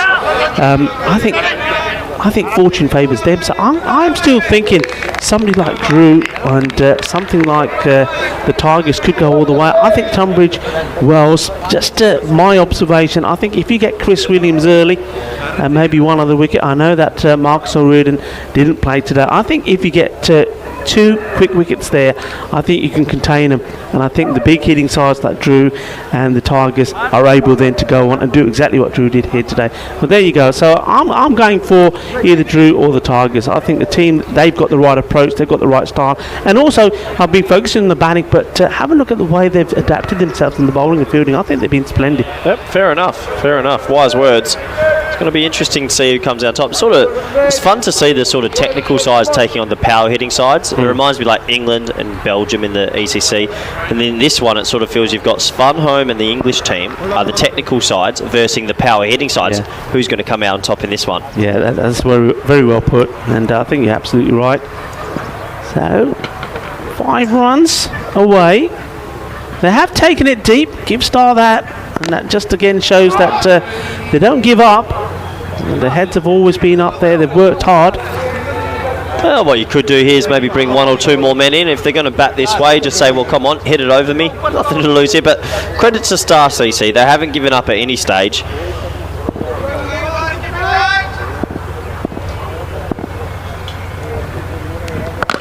Goes for it, and well, is this going to go all the way, or is Vishmal going to take the catch? He does, and well, he's okay, no worries, and that's delight for Huma. Gets a wicket, and Vishwanath, he's had his woes today in that position. But, he dropped a couple early on, and but he's never given up. I think he sums up this team, Star CC from Luxembourg, pretty well, and his efforts all day in the 2 matches that played have been astronomical. He's taken catches, he may have dropped a couple as well. He's dived to save force, and he could have been involved in what would have been an amazing team catch as well. So yeah, that sums it up. They give 100% all the time. They've got a lot of positives to take away from their work here today, and you never know, they are a team that can turn it around. So Munir, he departs. They do get another wicket, so the 3rd wicket falls. Yeah, like you said before, I mean, Star CC have had moments, and they'll go into tomorrow's eliminator game, the first one, and if they can put all those moments into one performance, you never know. And good to see them fighting here, smart catch. And, well, they've put on a good brave face in this match so far.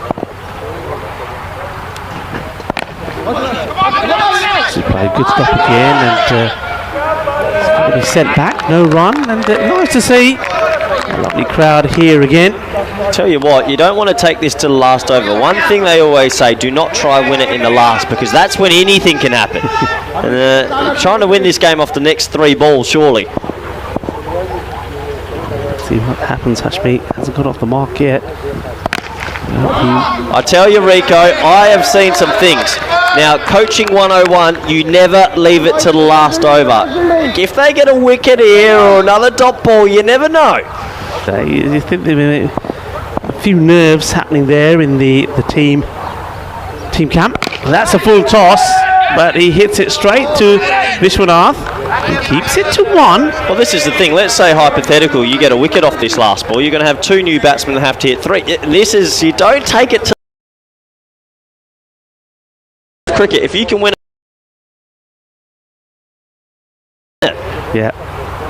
Just being a little bit too cautious here. And he goes for it. He's dipping. It'll take the single.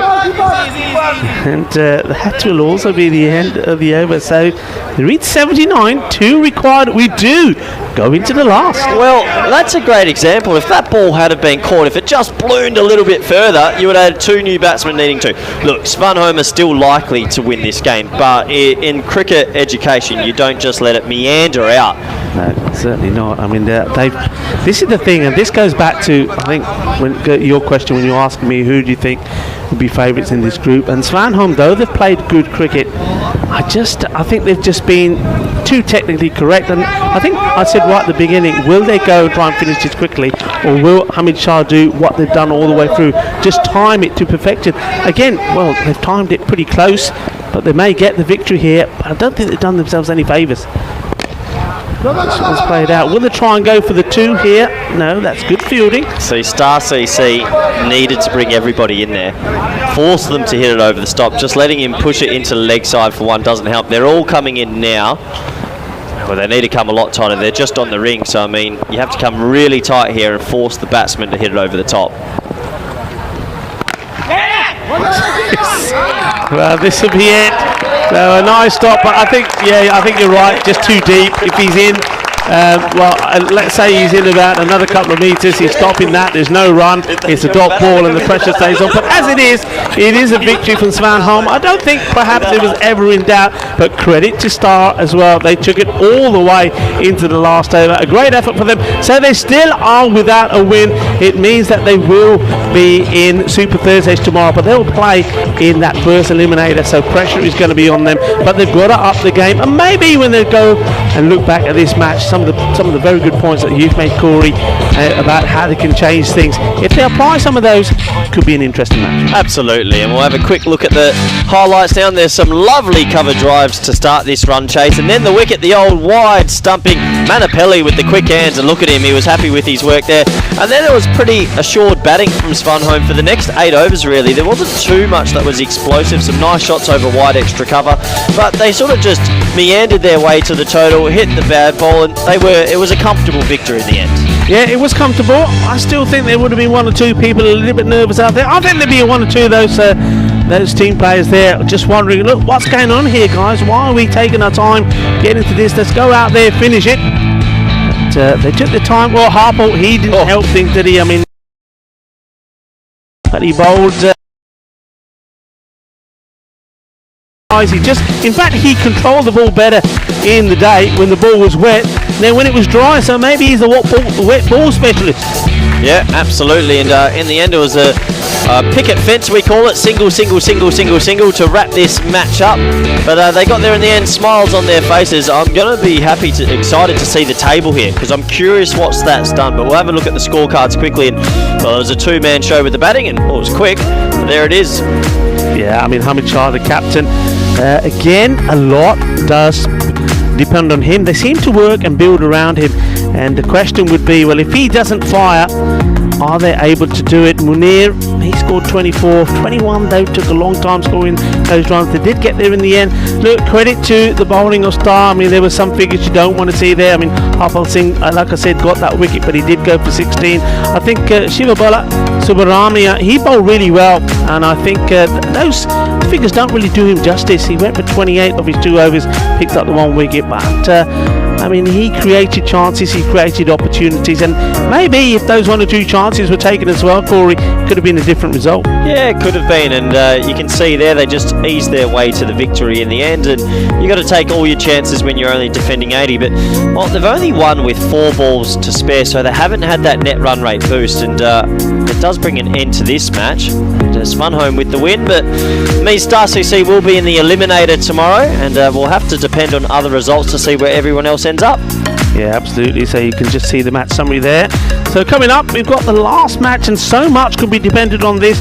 The Austrian Cricket Tigers, they take on the Helsinki Titans, and it was the Titans, their captain Enikath, that won the coin toss, and he decided that they're going to go out there and they're going to have a bat. Why not? So he's going to try and put the runs on the board. He's hoping that his big guns do fire, and I think against the Tigers, be hoping to get a score 120 plus. I think that's what they're going to look for, because he knows that the Tigers, they can go big in the power play. That's going to be an interesting match, and the key thing about it is that if they win that, and they win that well, they could finish in second. They could finish top. They could knock Tunbridge Wells down to second, because they will go on the same number of points of Tunbridge Wells, and Tunbridge Wells, of course, their net run rate took a shock in that last game. So anything is possible still, but like you say, it'd be interesting maybe a bit later on, probably be at some point during that game, that we'll be able to look at those tables, and we really will be able to see just how things could work out. Yeah, absolutely. Looking forward to that one, Rico, and it'll be you and me again. Yeah, it's me and you again, so we can have some more fun. And while Vinny, well, he's probably setting up there with the finals day in Gibraltar in the night series there. So don't forget, you've got the luxury of not only seeing the last game here today, but well, get yourself another device and you can keep an eye on what's happening in Gibraltar. Remember, it's the bronze final there between Bavaria and the Pirates first up, and then the final, and the team Tariq against the Cowboy Giants. And Vinny Sandu and Mr. Maximo will be there with Joe, and the two of them will be bringing you that starting a little bit later on here tonight. But remember, this match, one more to come here today, and everything to play for in that next match. So join me and Corey in about 15 minutes time when we come back for the final match today, match number 15.